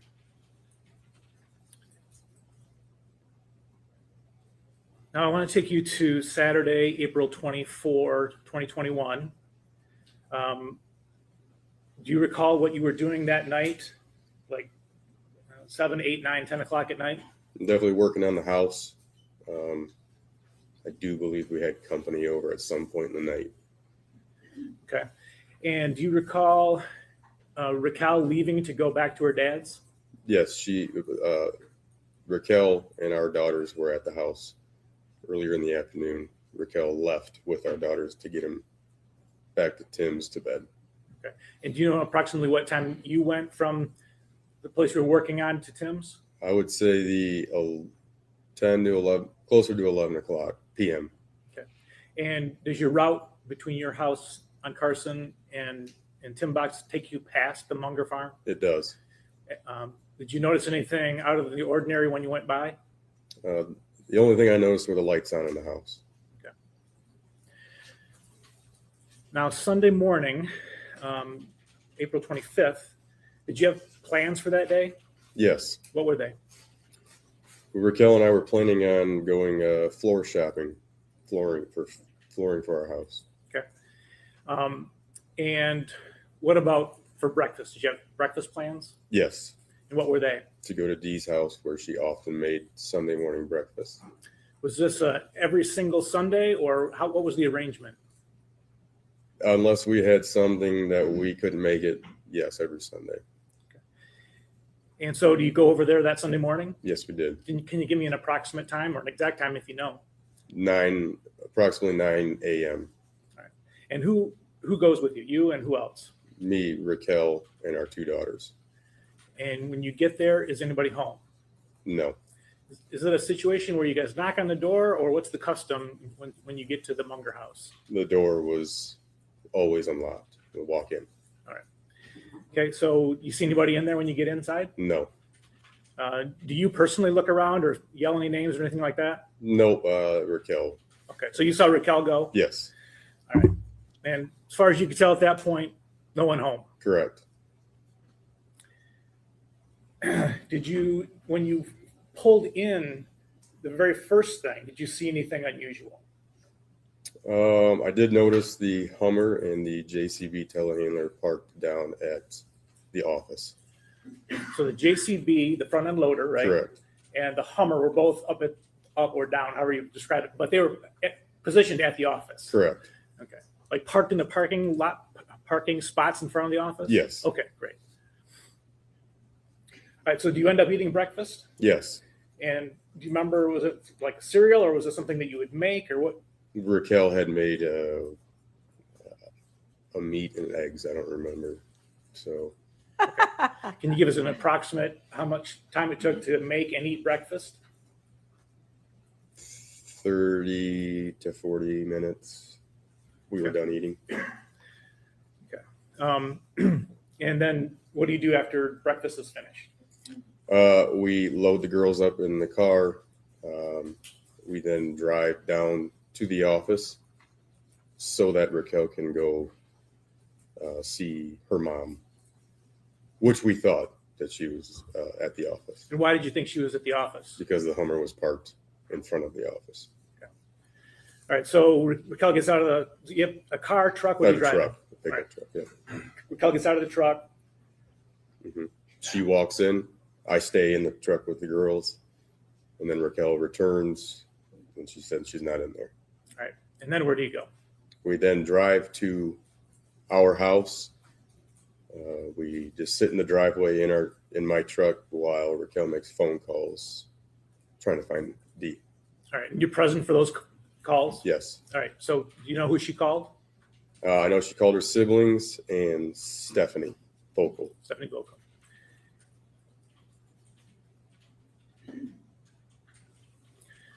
And did anybody seen Dee? No. No one knew who she was? No. Okay. So now what do you do?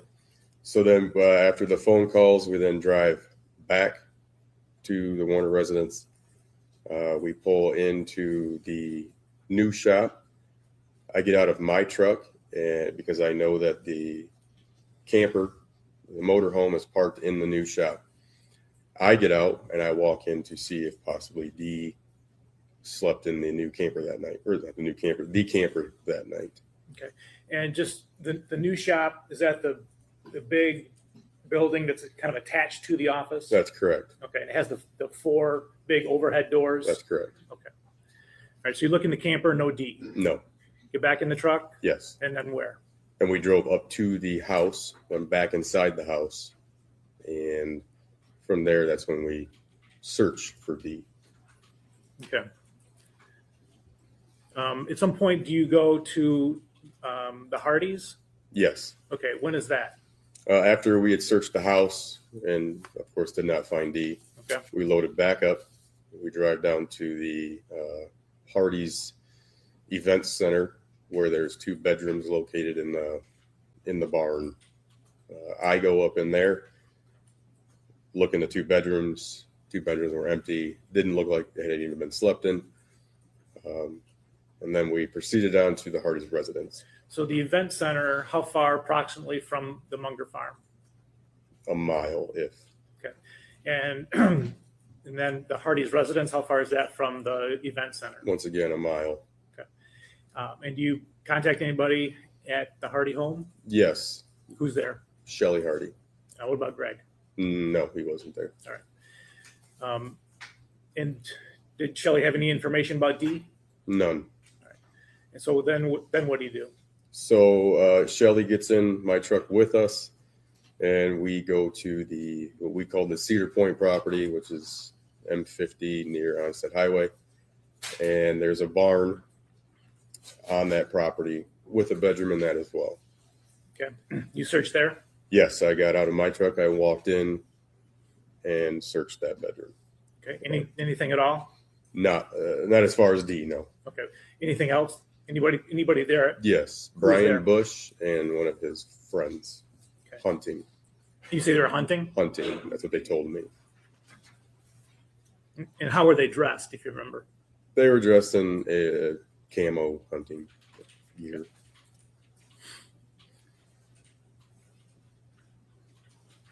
All right. So then where from Cedar Point? So from Cedar Point, we then went back to the Warner's office, where we joined up with Zach and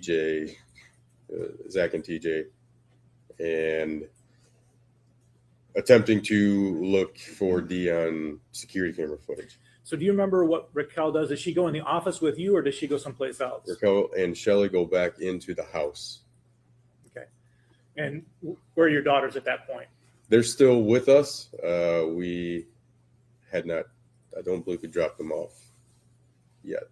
Okay. At some point you do drop them off? That's correct. Okay. All right. And so approximately how long do you think you're in the office from that point? It was a couple hours. Okay. And what was going on in the office while you were in there? We were making phone calls to anybody and everybody looking for Dee. And once again, Zach is attempting to find security camera footage to see anything that happened. Okay. And you were in there that time while he's looking? That's correct. Okay. Did he ever point anything out to you that, okay, here she is, or here she is, anything along those lines? No. Do you ever see Dale?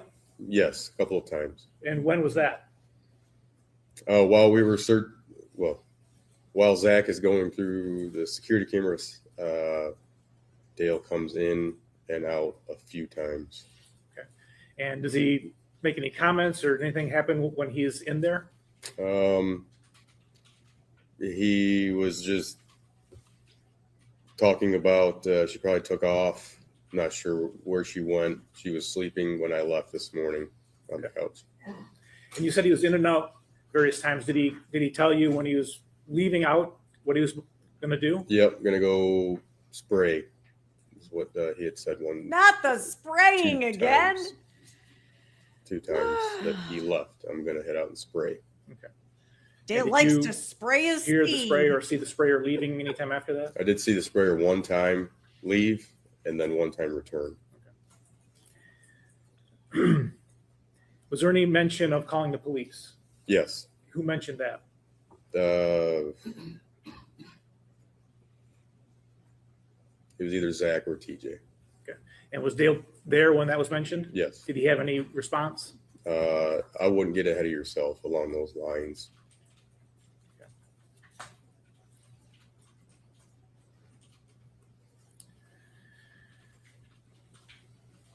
So, no. Do you have any sign of Dee at all on Sunday? Never. What happens after you leave the office? After I left the office, I went back to work on my house. Raquel did not go with me. Okay. So you weren't part of the group that went to Zach's? No. All right. Now I want to ask you about the time after Sunday. Did you maintain a good relationship with Dale for the next few months after that Sunday? The same relationship that I always had, which was more acquaintances over friends or anything more. Okay.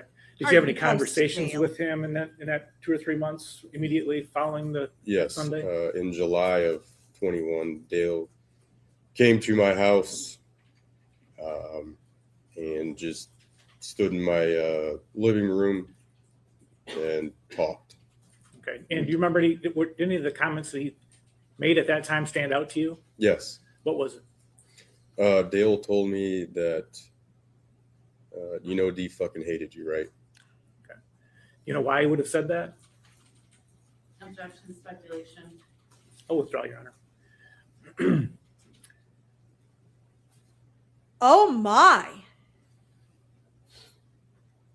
I Um, wasn't prepared for that, was there y'all. ever a time, or maybe it was the same time, when he made other comments about Dee's marital faithfulness?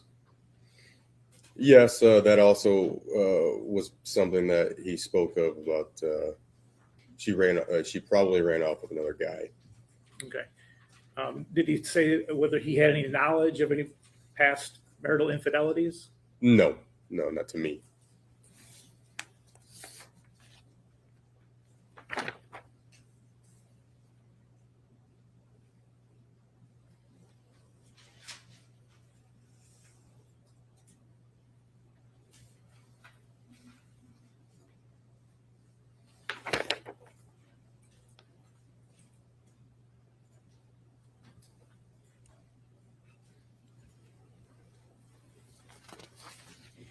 Y'all hit the like button if you haven't already.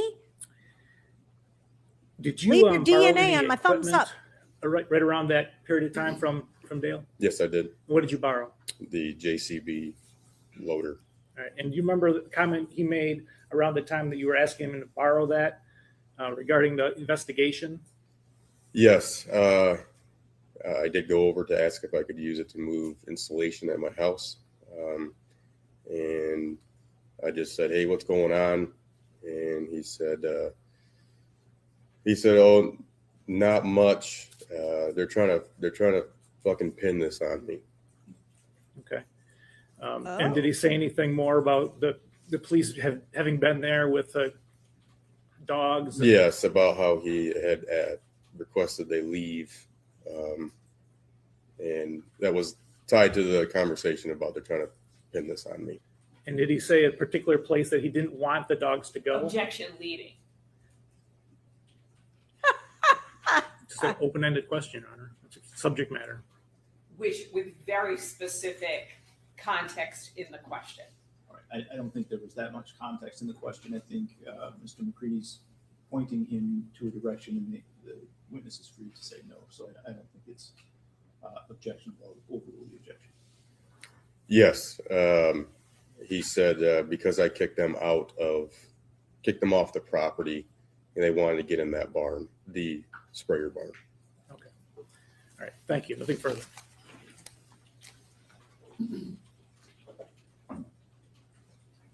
Isn't it refreshing to have a judge that is impartial and follows the law? Wow. It seems like forever since we've seen that.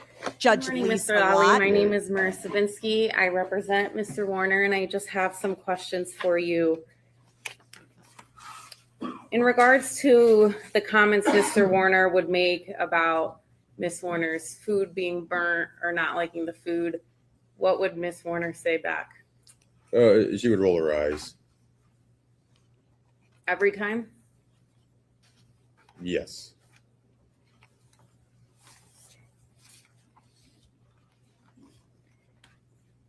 I want to discuss the GPS tracker. You went over, you said July 2020. Is that correct? That's correct. And at the point when you had gone over, Miss Warner had already taken the device out of wherever she found it. Yes, Dee approached me in the house with the device. So you did not see it plugged in. No, she just told me.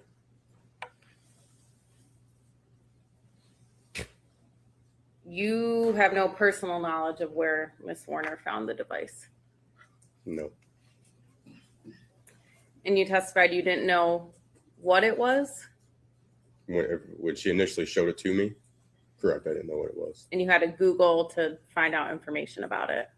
Yes. I like how this guy testifies. He's very On credible. Saturday, April 24th, 2021, you were working on your house that you were renovating. That's correct. And you said you left your house around the 10 to 11 p.m. hour, but maybe closer to 11. That's correct. At that time, you drove past the Warner house on Munger. That's correct.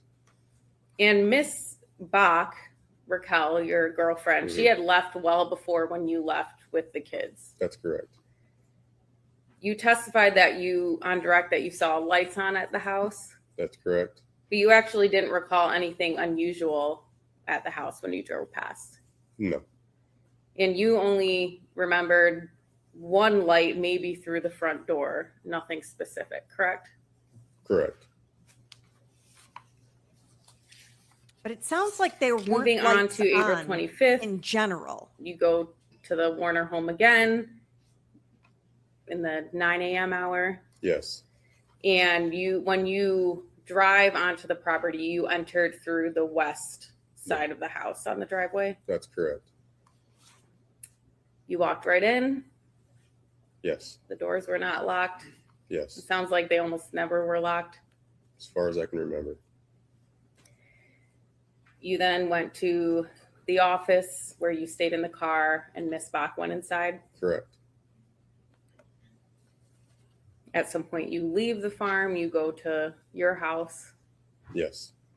And then when you go back to the Warner farm, you said that you searched the new shop. Is that correct? I went directly to the camper, the RV. And that's located in the new shop? Yes. Miss Saylor, can you pull up Defense's Exhibit 8, please? And zoom in to the new shop. I bet he and Is Raquel that have really building cute that kids. is directly next to the office to the left? Is that the new shop that you're talking about? Yes. So I think he's referring to this right here, this building. And then you testified you went to the Hardy's house at some point after that. Yes. Greg Hardy was not home. It was just Shelly Hardy there. That's correct. And then at some point after leaving the Hardy farm, there's a lot of properties, so I understand, but you actually checked there's a vacant house on Carson Highway. Is that correct? Yes. And you went to this property, and the property is across from the Warner farm. Yeah. Yes. You seemed a little hesitant. It's not directly. Yeah. It's across on Carson. Yes. Directly across, kitty corner, diagonal. Somewhat kitty corner. And about how far away would that be from the Warner farm?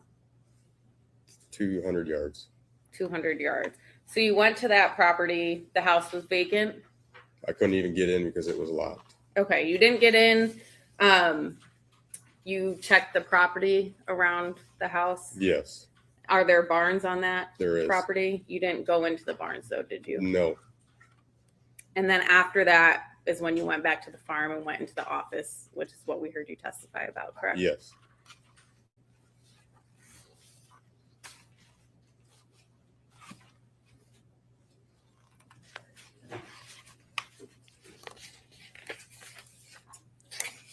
Lastly, after April 25th, 2021, you were involved with searching for Miss Warner, correct? Yes. There was a volunteer search about a week or two after she disappeared. Yes. Is that accurate? Did the search team that volunteered to get together, did they split into multiple groups and go to multiple different areas? Yes. We spread out throughout a field and walked. And one of the places that was searched was Greg Hardy's property around his house, correct? That's correct. That's Miss Warner's brother. That is correct. Who was involved in that search team, if you know? I do not. I do not know who specifically. I remember seeing people on there, on Greg's property. Did you ask Mr. Hardy if people were able to search his property? Greg headed up this search party, so he told everybody walk from here all the way till we get to Sifton Highway, which includes walking through Greg's property. If you know, was he part of the search that was around his house? I do not know.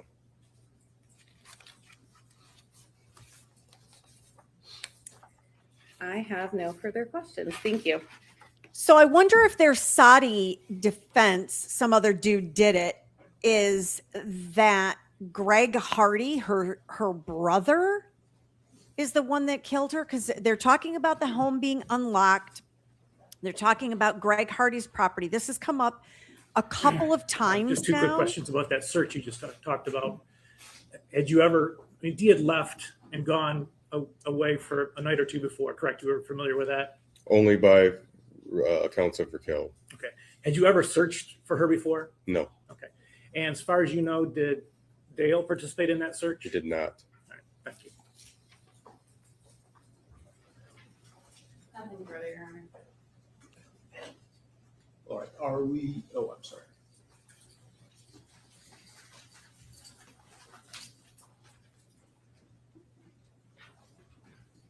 Oh, juror question.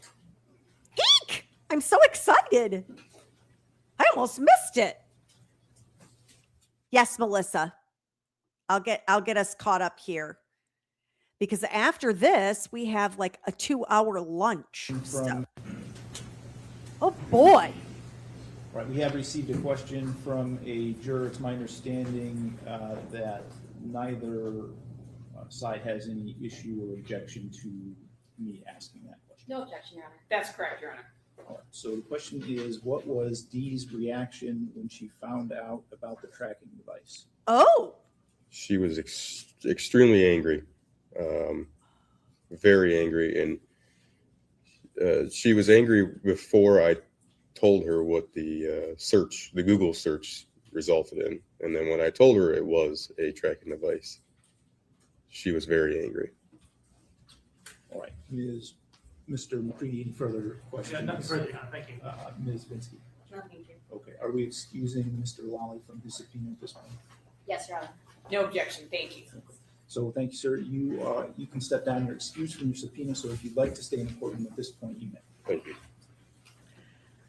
Okay, let me get us queued up for this the afternoon portion of this. I believe. Okay, and I see a request for a little recap. So if you're looking for a recap so far from today, we watched about approximately an hour's worth of body cam footage that Detective Greca and Deputy Hall had gone to Dale's house. This would have been a week after no one had seen Dee anymore. It wasn't terribly remarkable. He repeated himself a lot, came up with an old cell phone of hers, didn't know the passcode for it to get into it. There really wasn't much in the way of, anything new, I shall say, compared to the prior conversations they had had. I did make a note that he claimed he was unable to account for her whereabouts every morning for 2 hours, which I thought was odd. Mr. Demeanor does not know where I am 24/7. He has a general idea, but,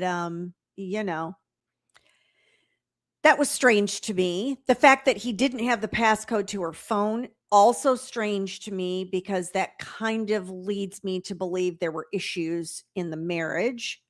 Mr. Demeanor knows my passcode. I know his. We have nothing to hide. And he agreed that he drove the JCB up to the house because he had forgotten something. I thought that was remarkable. And they took photographs of his arms. He took his shirt off and they took pictures of his arms and his upper body, both the front and the back. After that, you were just catching the end of Dustin Lally, which is Raquel, that is Dee's daughter's, Raquel Bach, her boyfriend. They have 3 children together. And he had some things to say about what Dale told him. So it kind of looks like everybody tolerated Dale. I don't think he was the most enjoyable person to be around. He doesn't appear to be that way based on everyone's testimony. So let me check over here because my StreamYard is behind on comments. So no, Elizabeth, I do not believe that he faked looking for. He was too busy spraying his seed. That's what I will be calling it for the remainder of this trial. He's spraying his seed. Let's get back at it, shall we?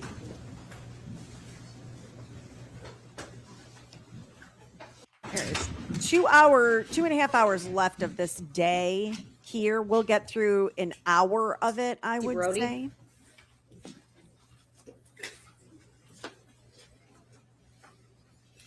Oh boy. Yeah, I'm not doing dead time. We're going to zippity zip through this. Oh, do we remember this witness? Because I do. Can you please state your full name and spell it for the record? Stacy Brody, Stacey Brodie. Miss Brody, how did you meet Dee Warner? Through Clinton Chiropractic, where I was her massage therapist. All right. And how long had you been her massage therapist up until April of 2021? 5 years. All right. How often would Dee come see you? Once a week. And how long did those sessions typically last? About an hour. What does a typical massage session look like as far as what's the procedure? Well, it's dependent on the client. Okay. In Dee's case, she had a lot of neck and back pain. Okay. Most of the time, you do still do full body. There's just special attention to those areas. And when she would come in to get a massage, how would she prepare for that massage? I guess I don't really know what you mean. Okay. Is she clothed, unclothed? Oh, yeah. She's undressed onto her underwear, Okay. and then she's draped with a sheet and a blanket. Okay. And during the course of your treatment of Dee, did you form a relationship and bond with her? Yeah. All right. Describe Dee for me. Dee was a tough girl. She could be really funny, no nonsense, very tenacious, strong in more ways than just physical. How would you describe your relationship with her? We were friends. Did Dee bring her phone into her appointments? Yes. All right. Was that a typical for a client to bring their phone into a massage appointment? No. All right. At any one of your appointments with her, did you observe her to be under the influence of anything that it appeared to you? Never.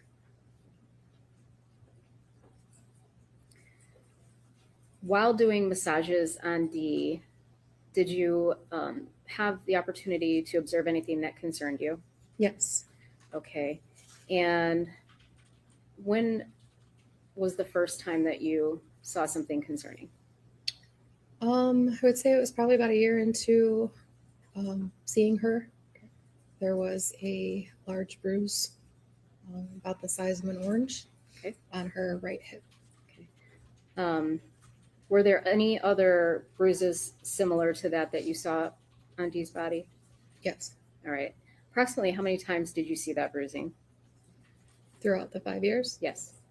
Roughly 8 to 10. Okay. Was there any other bruising that you observed on Dee? Yeah.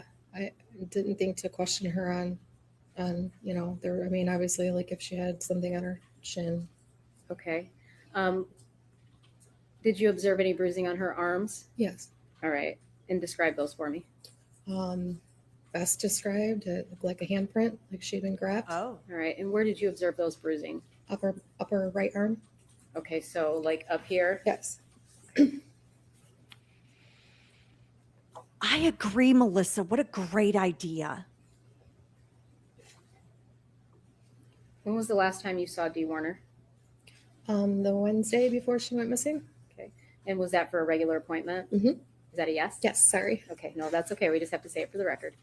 How did she appear to you when she came to that appointment? Distraught. Okay. Can you describe that? She had been crying. shaking a little. She was probably the most upset I had ever seen her. And do you know the last thing that Dee said to you? I do. Okay. What was that? Objection, hearsay. Your Honor, this is 8033. This is Ms. Warner's plan. Can you Yes. Uh-oh.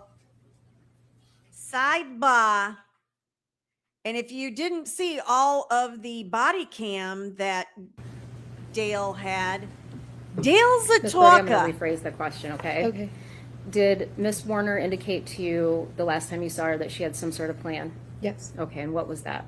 That she was tired of how things were going and she wanted to see a lawyer. Okay. Questions, Your Honor?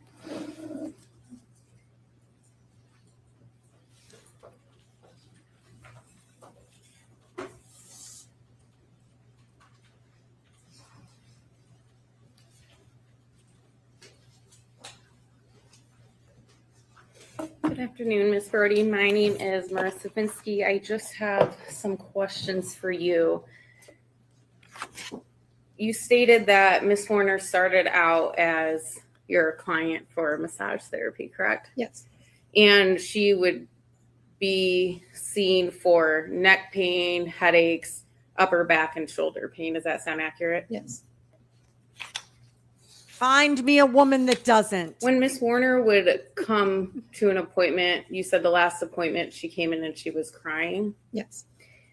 She had come into appointments previously where she had been crying as well, correct? Yes. This was not the first time that you had seen her crying. Yes.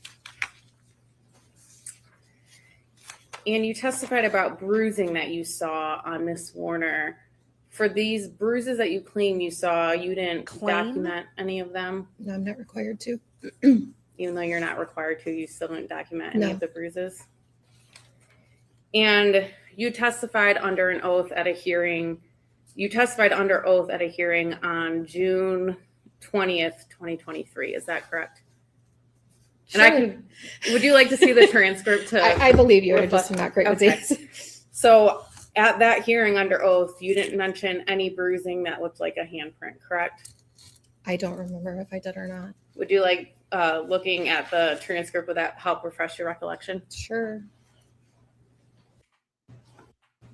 I think that starts on I'm 84, going I to zippity believe. zip past Is that this. correct? I happened to, they gave her the wrong transcript. I happened to see this earlier today as I was trying to get my timing figured out.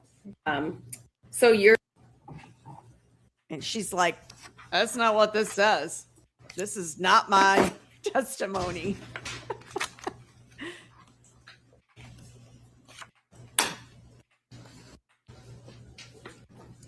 This is my testimony. I don't think this is my testimony. Look at her face. 84, page 85. It says, could you please tell this honorable court your name? Stacy Brody.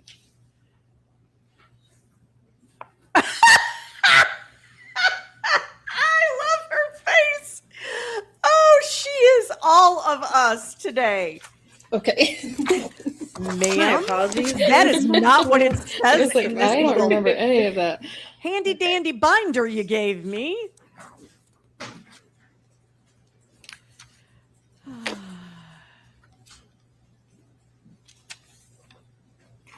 All right, let me see. I might be able to zippity zip more here.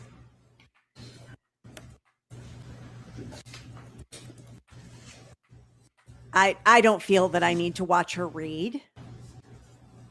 You all may feel differently. Feel free to go back and watch it.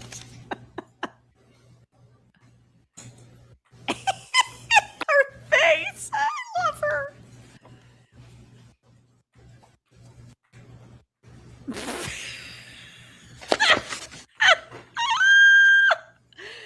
Oh, Stacy, you are our favorite.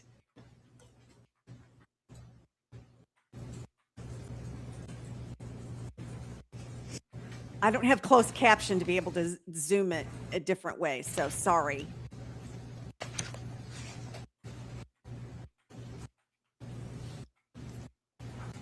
and I don't want to go past it. Okay. Does that help refresh your Here we recollection? go. I did mention arm. Correct, but you didn't mention anything in that hearing when you were under oath about bruising that looked like a handprint, correct? No. And Oh, there yes, is no, Yes, no, yes.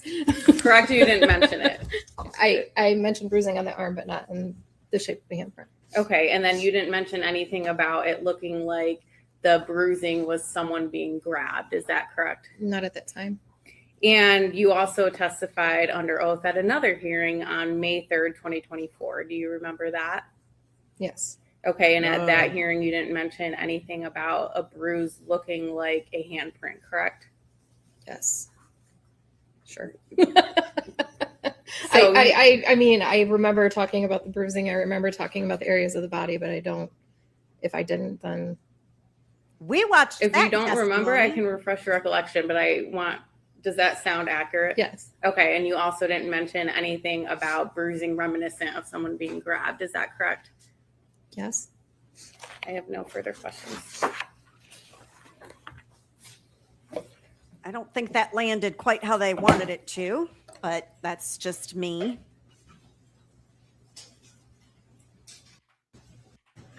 What are you showing? Michigan State Police report, her statement from 2023. Okay, why is she say she can't remember it, or No. are you trying to This impeach is her? the prior consistent statement that she made prior to testifying in any hearing. The highlighted part. The bottom part, can you read that and let me know when you're done? Oh, you don't want me to read it out loud? No, read Okay, it yourself sorry. And let me know when you're done. Okay. Bless her. That's how we all feel like we would testify. We're like, I ain't got nothing to hide, but what am I doing? Oh boy. September of 20. Yes. You met with the Michigan State Police in September of 2023, is that correct? Yes. And in there, do you describe the bruising? Yes. And how do you describe the bruising to Michigan State Police? As being grabbed or thrown. Okay, and that was prior to testifying at any hearing in this matter, is that correct? Yes. All right. Oh. And during the transcript that you just read, were you asked specifically to describe those bruises on the arms? Yes. In the prelim transcript? Not in the police report? Oh, I'm sorry. No, I was not. Okay. And the last time that you observed that type of bruising on Dee was when? November-ish, around. Of what year? 2020. Okay, thank you.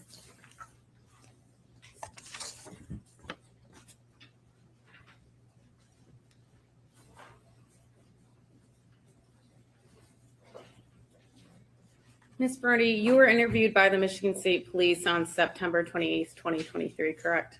Yes. And you had testified in a previous hearing under oath on June 20th, 2023? Yes. Okay. I'm not great about dates, so yeah, if that's.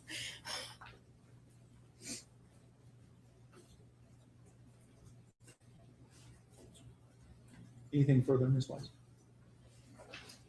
Oh, no, I have nothing further. She can excuse. Are we excusing Ms. Brody from her?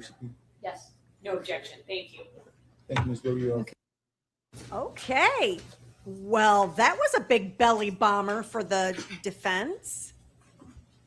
Ms. Vogel, before you sit down, I'm going to ask you to raise your right hand. Do you Oh, swear or this is affirm gonna be tell the truth, the Stephanie. whole truth, and nothing but the truth under penalty for perjury? I need you to say it louder than that. Yes. Okay, you can go ahead and have a seat. Please try to keep your voice up as much as possible so that everyone in the courtroom can hear you. Can you please state your full name and spell it for the record? Stephanie Voelkel, Stephanie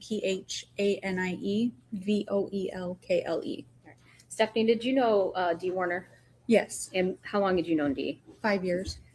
And that was prior to 2021? Correct. All right. How did you know Dee? I started working for her in June of 2016. Okay. And when you say working for her, what did you do for her? I did accounts payable, accounts receivable, billed out for DDW, the trucking company, received in money. Okay. So you worked there on the Munger farm? Correct. And describe your relationship with Dee. We gradually became best friends. We went shopping together, went on a cruise together, spent a lot of time together, including in the office. Did you spend time with Dale at the office? Not much. Okay. How would you describe your relationship with Dale? Just business. Okay. How often do you think you talked to Dee? Every day. How did you talk to her? In the office, face to face, over text. Okay. When you say in the office, what's a typical day look like? 8 to 5, 9 to 4? Usually it was 9 to 5. Okay. And would Dee be in the office most days or? Yeah, pretty much every day. Okay.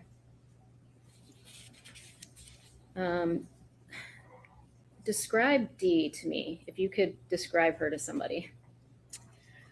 Feisty, fierce. The gum, y'all. Beautiful heart. Always looked like $1,000,000. Always wearing glitz and glam. Okay. When you said always looking like $1,000,000, what does that mean?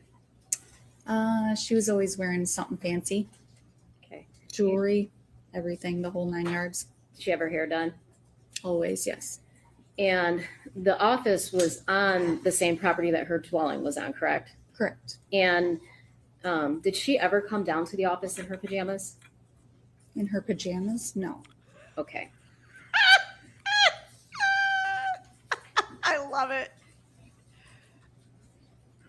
Do you know what vehicle or vehicles that Dee drove? Cadillac and a Hummer. And which one did she drive more? Cadillac. And was there a time that you, Dee took the Hummer to a mechanic that you know of? She took it to the shop quite often, yeah, when it needed it to be serviced. Mm-hmm. Okay. Was there ever a time when she came back from the mechanic and appeared to be upset? Yes. Okay. And did she show you anything at that time? I can't remember if it was that day or the next day she had shown me something. Okay. Yes, that the shop had found. Yes. Oh. Okay. And how did that item appear to you? What did it look like? It was like a little black box.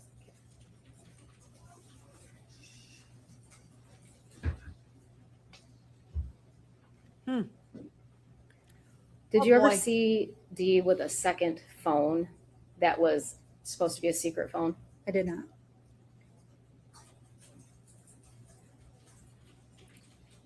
Did you also hang out with Dee on weekends? Yes. How often would you hang out with her on a weekend? Maybe once a month, twice a month. When you've been around her, did you observe her to be under the influence of drugs or anything that would cause you concern? No. Okay.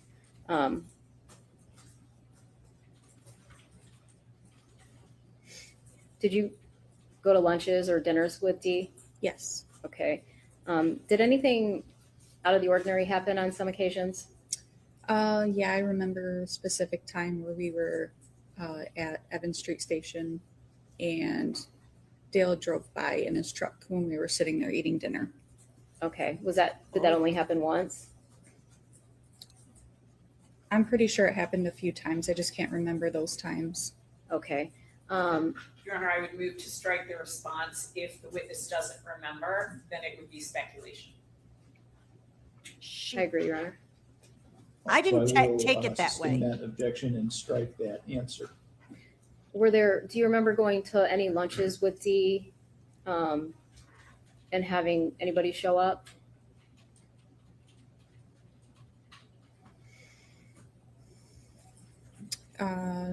No, just phone calls from Dale asking where she was a lot when we went out to lunch. Okay. So you talked to Dee in person, you talked to her over text. Any other ways you communicated with her? Snapchat. Okay. What is Snapchat? It's an app that you can communicate back and forth on, and you can send pictures on. Okay. And if I want to see your Snapchats between you and anybody, can I do that? No, because they automatically delete. Okay, so is that a function of that particular app? Yes. Okay.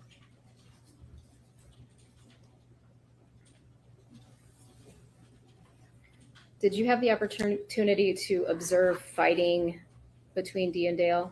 Yes. All right. Yelling and screaming or what? Yes. All right. So tell me about some of those fights. There was one in particular that I remember. He came and they were both in the office and they went into the lunchroom and they were arguing. I could hear them yelling, both of them. I couldn't tell you what it was about. Okay. And were there any other arguments that really stood out to you? Yes, I was in the office and Dale walked in and said, "You," and pointed at Dee, "out here now." Oh, like and a dog. She came around the desk and went outside, and they were face to face, yelling at each other, fighting about something. I couldn't tell you what. Okay. And what did you observe him to look like? He was yelling at her with his hands behind his back. Okay. And how far away is he from Dee? Like maybe a foot, 2. All right. And is he standing straight up? Is he leaning in? What's he doing? He's leaning in. Okay. And what was Dee doing? Standing there, defending herself, basically, with her words. Okay. Do you know what most of their fights were about? I want to say money. Usually. Objection. If it's based on personal knowledge or not, I think that clarification needs to be made. Did you hear the arguments between Dee and Dale, what the topics were about? I did, yes. Okay. I just don't remember specifics. I just remember a broad, like money or his kid, usually his kids or his dad. Okay. Usually was the argument. Okay. Yeah. So yeah, I don't want specific details. I just want to know what the broad topics are. So they fought a lot about money and kids and what was the last thing? I'm sorry. His dad. Okay. All right. Interesting. First time that dads entered the chat in all of this. When they would fight, did you ever observe Dale try to touch Dee or otherwise massage her neck? Usually it was after an argument. Okay. It's like they would get into an argument, he would come back in and massage her shoulders. Okay. And how did she react to that? Uncomfortable. When you say uncomfortable, can you describe that for the jury? Sometimes she would say, "Dale, like, like shrug her shoulders, kind of like get off me." Okay. Tell me about Dee's size. How tall is she? About how much does she weigh? Maybe 5'1", 5'2". Oh, she was tiny. 100, I don't know, 40 pounds. Okay, and that's just a guess on your part, an estimate. Okay. Yeah. Okay. Did you and Dee talk about personal things a lot? Yeah, all the time. Was it uncommon for Dee to talk to you about wanting a divorce? No. All right. And had she had that topic of conversation come up on April 24th, 2021?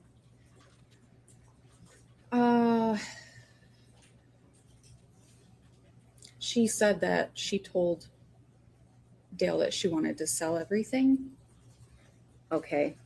And what time were you talking to Dee on the 24th? Around like 11 o'clock. Okay. And is that phone call, text message? How are you guys having a conversation? Text message. All right.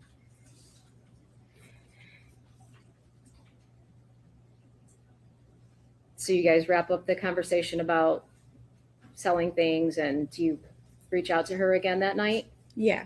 Do you remember what time? Around 7. I reached out to her to see how she was doing. Okay.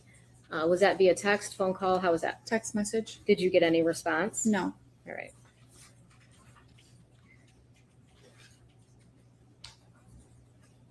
When was the last time you saw Dee in person? Friday afternoon. Okay. And where was that at? At the office. All right. And how did she appear then? She was nervous, stressed out, preparing herself to talk to Todd. She was going to have a conversation with Todd, Okay, and who's Todd? the dispatcher for DDW, Okay, what's Todd's last name? Nyrick. And did Todd work for Dee? Mhm. Is that a yes? Yes, Okay, and what was his position at DDW? a dispatcher. So what does that mean though? I'm sorry. It's okay. He scheduled all the truckloads, and I guess that would be it. Okay, and who would be his direct boss? Dee and Dale. Okay. Do you know if the disagreement was about business? Yes.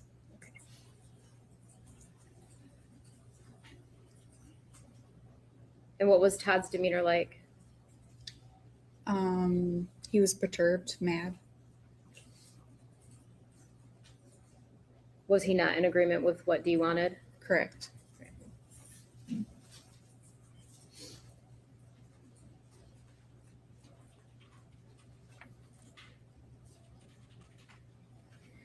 Okay, so then on the 24th, you have a conversation with her. She doesn't respond back after 7:30 p.m. Were you concerned at that point? Yes. Why? Because I knew they were arguing, fighting, and I didn't trust. Well, let me ask you this. You talk to Dee how often? Every day. Okay. If you text her, does she respond? Yes. All right. If you call her, does she call back? Yes. All right. Is there ever a delay in response from her other than, a couple minutes here or a couple minutes there? Not very often. She always had her phone.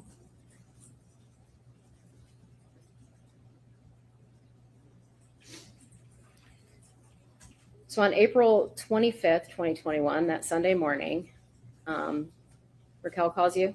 Yeah. Do you know approximately what time it was? Like 10:30. Okay. And what'd she call you for?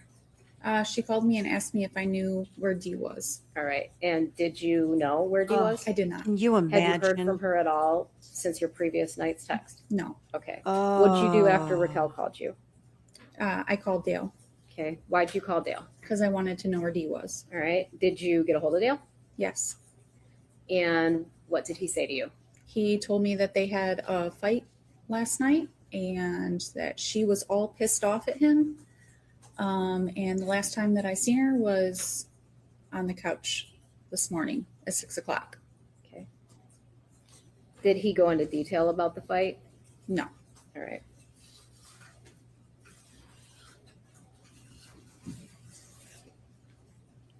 Did you go to the Munger property on the 25th of April, 2021? I did not. Okay.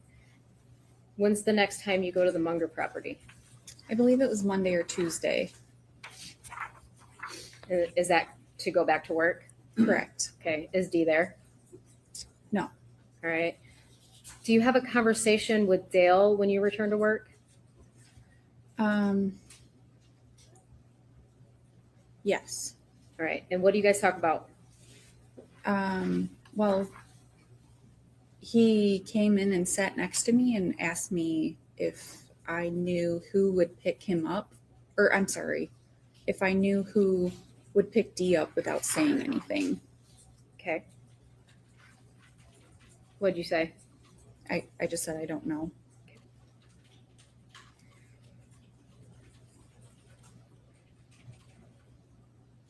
Did Dale have a conversation with you about Dee having some kind of medical appointment or blood work? Yeah, that was on Sunday. Okay. Tell me about that. He had called me and asked me if I knew that she was supposed to have a blood test, and that she was acting strange the night before. Okay. And I just said I had no idea. Okay.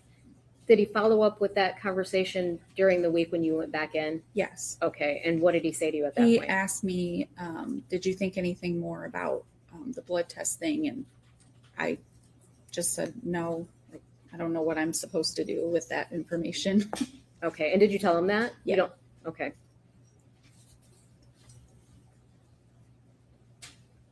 Weird. He's Did such he an give you any odd more bird. details during that week about the fight between him and Dee or the events of the night of the 24th of April? Yeah, it was when he sat down in the chair next to me. I vaguely remember he said something about that she had a headache that night and he rubbed her shoulders or rubbed her neck. Yeah, he rubbed her on neck. the couch. And then she had took something for her migraine or something, and that's really all I remember. Okay. How long did you stay working for the Warners? Until June, June of 2021. Okay.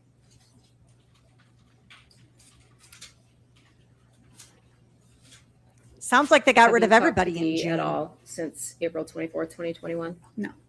Have you seen her since April 23rd, 2021? No. Why did you have to think about it? Were you thinking about the dates back that far? Yeah. Okay. I want to ask you one last question about Dee's wedding ring. During the course of your Oh. friendship, relationship, working there, did you have the opportunity to observe that Yes. ring? All right, describe it. Big, shiny. Okay. When you say big, are you talking like big, A like big rock. Okay. Like, yeah. Did you ever see Dee take that ring off? No. Okay. When you describe Dee as being very flashy and getting liking the jewelry and stuff like that, what type of jewelry was she buying? Not cheap jewelry. Okay. Diamonds? Yeah. We Expensive? like Yes. Dee. Okay. And based on your knowledge of her, do you see her leaving that ring anywhere? No. Objection. Speculation. Sustained. And I would strike that remark and direct the jury not to consider it. Thank you. I didn't hear what the question was. She scared me with her objection. That woman scares Good afternoon, me. Ms. Volko. Oh, My name is God. Mary Chartier. I have Oh, some we know questions who for you you this are. afternoon. I want to start with the Hummer. You said the Hummer used to have to go to the shop pretty frequently. I got to back her down. So you have to now. answer verbally for the record. Yes. And do you know how frequent is frequent? Like maintenance trips, basically, or if something broke down. So if we're looking at a year, how many times a year? 2 or 3. You said that there was a box or a device found, and Ms. Warner came back and showed that to you. Yes. And so she came back from the shop and showed you that device? I don't know. That's fuzzy to me. I don't know if I can't remember if it was that day or the next day. She did say So it might that. have been when she came back from getting the Hummer work done or the next day. Correct. She showed that device to you. Correct. Did she ask you what it was? We kind of already had an idea of what it was because we found it. Yeah. Well, how would you have an idea? So she shows you the device. How would you have an idea at that time? Because I found a charge on the credit card and we investigated it. on Google. Oh. So you found a charge on a credit card and then you thought that was this device. Is that Correct. accurate? Correct. Oh. Then what happened to that device? Do you know? I have no idea. I want to go to April 23rd, 2021. Oopsie defense. This was a day you were working in the office, Yes. and you had indicated that Ms. Warner had a verbal disagreement with a gentleman named Todd Nayrink. Correct. Now, could you hear what the conversation or disagreement was about? No. Could you hear raised voices? Yes. Could you hear Mr. Nayrink's voice raised? Correct. And did you hear Ms. Warner's voice raised? Yes. So the two of them were raising their voices to each other. Correct. Was that unusual for Ms. Warner to raise her voice at a staff member? Not really. Now, so you'd heard her raise her voice before to people who worked for her. Correct. And did you hear her ever raise her voice to family members? No. I don't What- believe so. What about to Mr. Warner? Oh, yes. So you heard her raise her Yes, voice yes, to him. yes. Now, when this conversation was over, did Ms. Warner, the one with Mr. Nayrink, did Ms. Warner come back and go back to work? I'm not sure because I believe I left Did you before they were done. Okay. So when you left, you think that Ms. Warner was still in a disagreement with or conversation with Mr. Nayrink? Yes. Is it possible that you did see her before you left and she seemed happy to you? It's a possibility that I did see her, but I don't remember her state of. Would looking at a statement that you gave refresh your memory? Yes.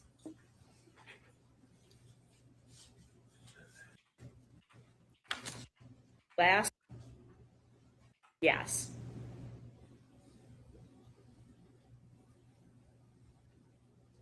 Do you want me to come up and show you where, or do you want to show her? Yes, please. Yes. Yes, Okay. please. Did see her that day. Okay. That indicates that you did see her that day, correct? Yeah. So after her verbal disagreement with Todd Nayrink, you may want to leave that up there for her, Ms. Saylor, because we might need it again. You're too efficient. You're too efficient. So after Ms. Warner had her verbal disagreement with Mr. Nayrink, you saw her again before you left, correct? Okay. Yes. And she seemed happy when you left, right? Yeah. Well, that's what that says, correct? Okay. Yes.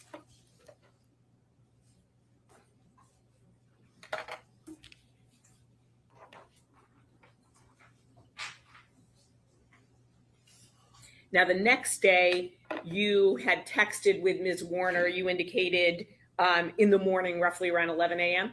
Mm-hmm. Yes. That's on April 24th, 2021. Correct. And that's a Saturday, correct? Yes. And she had indicated she was having a rough day. Yes. Now, the basic topic of conversation related to the Nayrinks, Todd and Terry Nayrink, correct? Yes. And she had indicated that she was hyperventilating.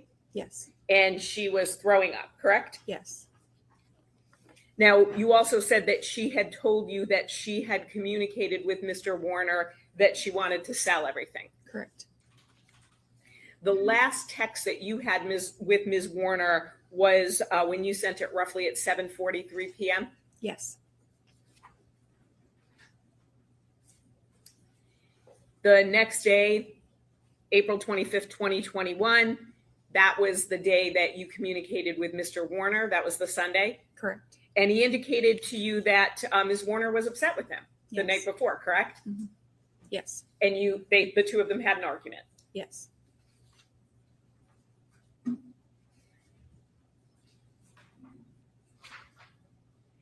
Now, the next week when you go into work, you indicated that Mr. Warner had asked you some questions about possible blood tests that Ms. Warner had had. Yes. And who might pick her up from the Munger property, correct? Yes. He also asked you if you knew anything about Ms. Warner going to Traverse City. Yes.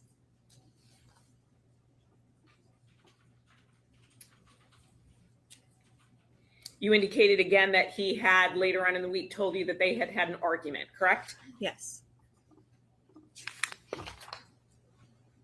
Now, while you knew Ms. Warner for the years that you did, she would talk about leaving Mr. Warner, correct? Yes. So that was not new for her. No. And even with Ms. Warner saying over the years she was going to leave Mr. Warner, you actually would book vacations for them, correct? Correct.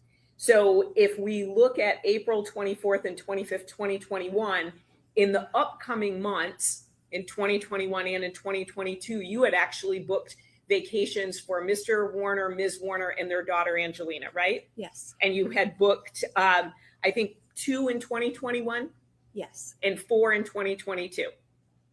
Sounds about right. And one of them was actually just for the two of them, Mr. and Mrs. Warner, to go away together alone, correct? Yes. Mm-hmm. And those were Ms. Warner initiating that with you, right? Yes. Mr. Warner wasn't asking you to book any vacations. No. You indicated about this you outside now argument that you witnessed, right? Yes. When was that? Do you recall? Maybe within like the last 6 months of her disappearing. So somewhere from maybe October, November 2020 through April 2021? Correct. they both were raising their voices at each other, correct? Yes. And Mr. Warner did not physically Right. touch Ms. Warner. No. That's Not what she when he said. asked her to come outside. He didn't touch her, bring her outside, anything like that, correct? No. And when the two of them were outside and you were looking out the window, correct? Yes. And so no one touched the other, right? Correct. And you would, the lunchroom incident where you heard the two of them arguing, do you know when that was? Again, same answer. So 6 roughly months, probably. 6 months before. When you would see the two of them verbally disagree, it was only verbal, correct? Yes.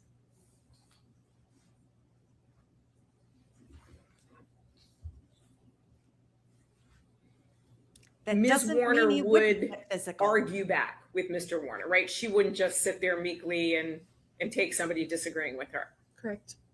And with everything that you saw, you'd agree you never saw Mr. Warner get emotional, correct? Correct.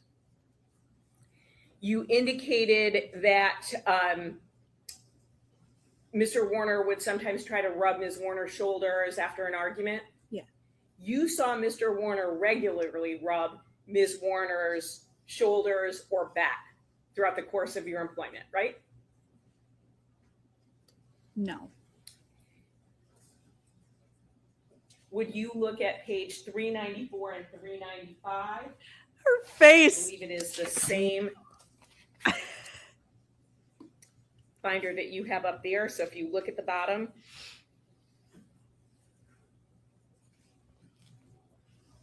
Well, yes, like after a fight, yes, but not like a normal. so let me just, so you read that, correct? Yes. Okay. So you were interviewed by the FBI, right? Correct. And you indicated that Mr. Warner would regularly rub Ms. Warner's shoulders or back, right? Usually it was after a fight, though. I Okay, might have left doesn't say out. that though, does it? No, but that's what. But, Yeah, but she didn't offer the FBI's report. I didn't say she did offer the FBI report. I didn't think she was an FBI agent, but I can ask her what is in the report. Oh, ma'am. She can ask her what is in the report. So I will overrule the objection. Thank you. So I want to just go back, right? So in this, it indicated, and you agree, that you would regularly see Mr. Warner rub Ms. Warner's shoulders or back, and he often did so in the office, correct? Yes. And there's nothing in here about it only being after an argument or anything like that, right? Okay. Right? Yes. You agree? And there's nothing in there about her trying to shrug him off, anything like that, correct? You'd agree it doesn't say that. In that statement, no. Thank you. And that's what I'm asking about. And that statement, just so we're clear, was January 12th, 2022. Ma'am, you don't get to make side comments. I tried to tell you guys, I cannot handle this woman. Oof, the snark. Mm. Right? Yes. I have nothing additional. Thank you. Oh, thank God, because we don't want to listen to you anymore.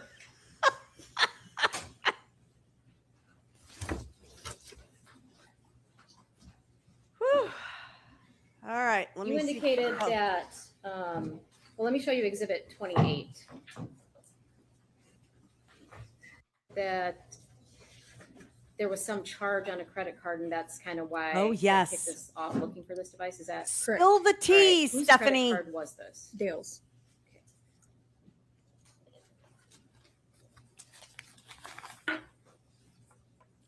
Absolutely, Kelly.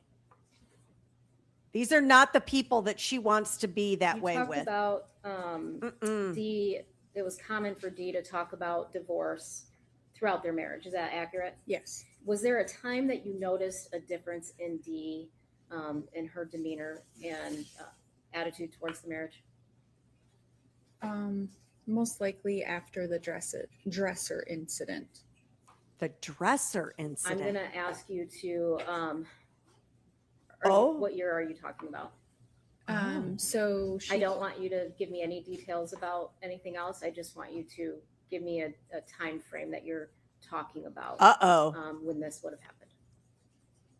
January, December or January. Okay. January of 2021. Okay. So December of 2020 or January of 2021. Correct. Okay. You noticed the change in Dee? Yeah. Mark progressively went down. What was the From dresser point. incident? I want to know You about the dresser testified incident. on cross-examination that when Dale pulled Dee outside and they were arguing, that you went to the window to watch. Yes, Why did you do that? because of the history of how he was. Y'all, I wish Dizzy were in the chat right now because the dresser incident, I have a feeling was a motion in limine about what could and could not be discussed. That's what I'm picking up from this. And I got to tell you, these jurors can ask questions they might ask. We're going to see what happens here, but I just have a suspicion that in one of the pretrial motions, they were advised that they could not bring this particular evidence in because she was very quick to try to prevent Stephanie from saying anything, but it was already out. Yeah, the judge is like, I want to know about the dresser Do you incident. recall what time you began texting Dee on April 24th, 2021? Began, Yes. I think she texted me first, but it was around 11, I thought. Okay, so earlier in the day. Yeah, And then your last message, 7. 7 something. Okay. All right.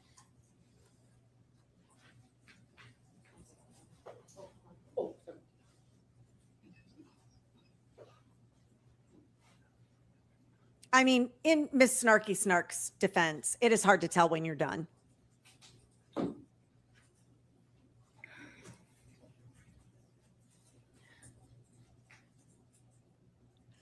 While you were working with Dee, we go. within that 6 months before she went missing, did Dee bring you outside of the office to have a conversation with you? I don't want to know what she said, but did she bring you outside the office to have a conversation with you?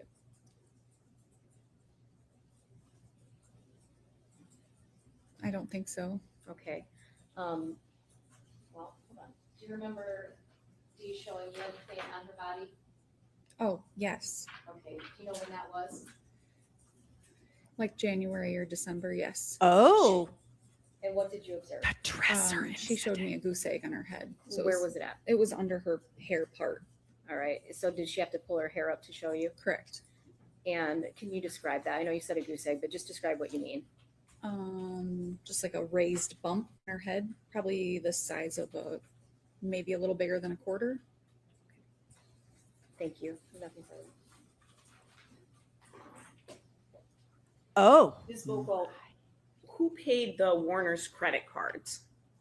Was it you indicated? Paid the Warner's credit card.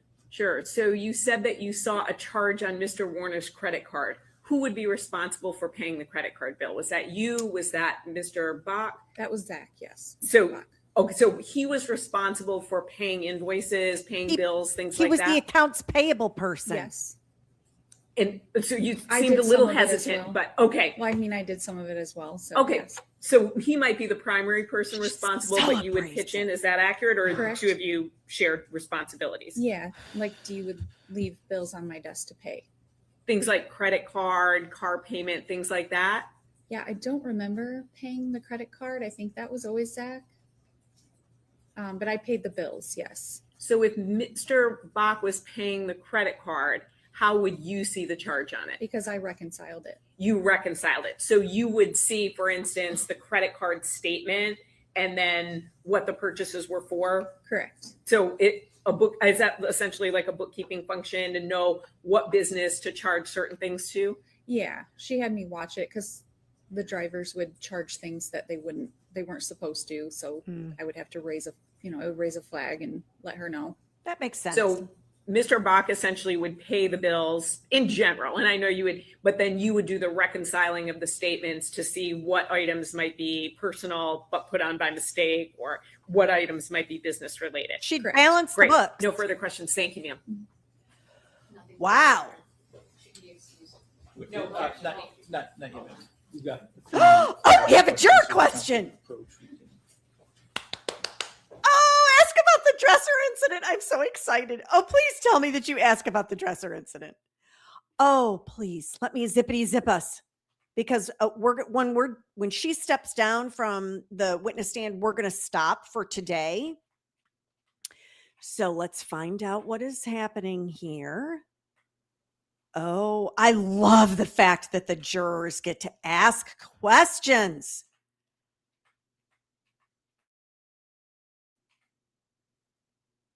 Oh boy. Okay, so a few questions that we have from the jurors. The first, Ms. Vogel, is did Dee ever text you from a different phone number? No. Oh. The second is, how was it determined the charge was for, I think it says this device? The name matched what was on the device, on the credit card. Okay. And the last is, did Dee ever mention side effects from COVID? No. Okay. Any further questions, Interesting. Ms. Wise, based on those three? Yes, I just want to briefly touch on the COVID. Do you remember Dee getting COVID in 2021? Yes, When did she get COVID? it was in April, the beginning of April. Did you get a chance to observe how it affected her? When she had it, yes. All right, tell me about it. She was lying in bed for like 2 weeks because she could barely breathe. She was all stuffed up. Okay, did she come to the office at all? No. All right. Did you see her after she had COVID? Yes. And tell me about her personality after COVID. She seemed fine. Okay, Back to normal. Okay, you didn't feel like it changed her? No. I have nothing further on. Nothing additional. Thank you. Okay, and may Ms. Vogel then be excused from her seat? Yes, Your Honor. Yes, Your Honor. Okay, thank you. So you are free to leave, or if you'd like to stay in the courtroom, you're welcome to do that at this point. Because I think they take a break here. So we will resume tomorrow. It looks All like right, we have. We're going to take a. We will have about an hour left of today. And I missed the second question. So if anybody can put in the chat what I have, did Dee ever text you from another phone? And I have, did Dee ever mention side effects from COVID? But I missed the second question. I was trying to type it in my notes here and I completely lost it. So if anybody can put that in the chat for me, I will add it to my notes. So we'll pick up tomorrow and finish this last witness that they had for this particular day. I think this was the last witness for the day. Let me double check. Oh no, they had 2 witnesses in that hour, it looks like. So we'll get to the final 2 witnesses. Oh, the receipt. Thank you, Kelly. How did you know about the receipt? I was like, my mind just went blank, but I've been up since 5:30, so. No, the receipt came from that device. Got it. Thank you so much. All right. I have a story that I have to tell. I saw this earlier and I did not want to forget to have a little chat about this comment that Kay put out here for all of us. Kay says, yeah, my dog thought he was giving me a treat too. It was a dead rabbit. That's the kind of treat Dale is. So some of you may have seen my little princess, Vivica. Bless her heart. She is quite the little diva. And of course, she was never allowed to have a litter of puppies of her own. And one Father's Day, it was the middle of the night, and she decided she needed to go outside. And so she woke me. I let her outside, and I could see she was on the other side of the pool, and she was messing around. And I was like, Viv, get in here. It's 3 a.m. Let's go to bed. And so she comes in the house, and I pick her up. She can't jump up on the bed, and she refuses to use the little step things I've tried for years, or a ramp or anything. And I put her in the bed, and I go back to sleep. And several hours later, Mr. Demeanor and I get out of the bed, and she has decided she's a little lazy. She likes to stay in the bed. And so she stayed in the bed. I went back in there to get her because we were all going to be in the living room. And I pick her up out of the bed, and in my bed is a little baby bunny rabbit, dead in my bed on Father's Day. She was bringing a gift to Mr. Demeanor for Father's Day. And I, for the life of me, I still cannot figure out how that little bunny rabbit, how did I not see that thing? I mean, it was itty bitty. How did I not see it hanging out of her mouth? And she was not trying to kill it or anything. She was mothering it. She had it all like protected, like, oh, I got this. This is my baby. I'm going to nurse it back to health. So when I saw that comment come up, I'm like, oh, y'all got to hear about the Father's Day gift that Vivica brought to Mr. Demeanor. I just felt so bad for her because she wanted her little baby, and she didn't have a baby. And so I think one of the other dogs, at the time we had a Jack Russell Chihuahua mix. His name was Dozer, and I called him our Jackawawa, and he would constantly get the baby bunnies and everything. And I think he probably got to this little baby bunny before Vivica did. And Vivica was trying to make it come back alive. Poor thing. So that is my bunny rabbit story for the evening. So thank you, everybody, for hitting the like and subscribing if you wanted to, and all of that fun stuff. We're going to be back here again tomorrow night at the same time. Same bat channel, same everything, 6 o'clock Central. We're going to pick up right where we left off. We'll finish the last 2 witnesses, which will be about an hour.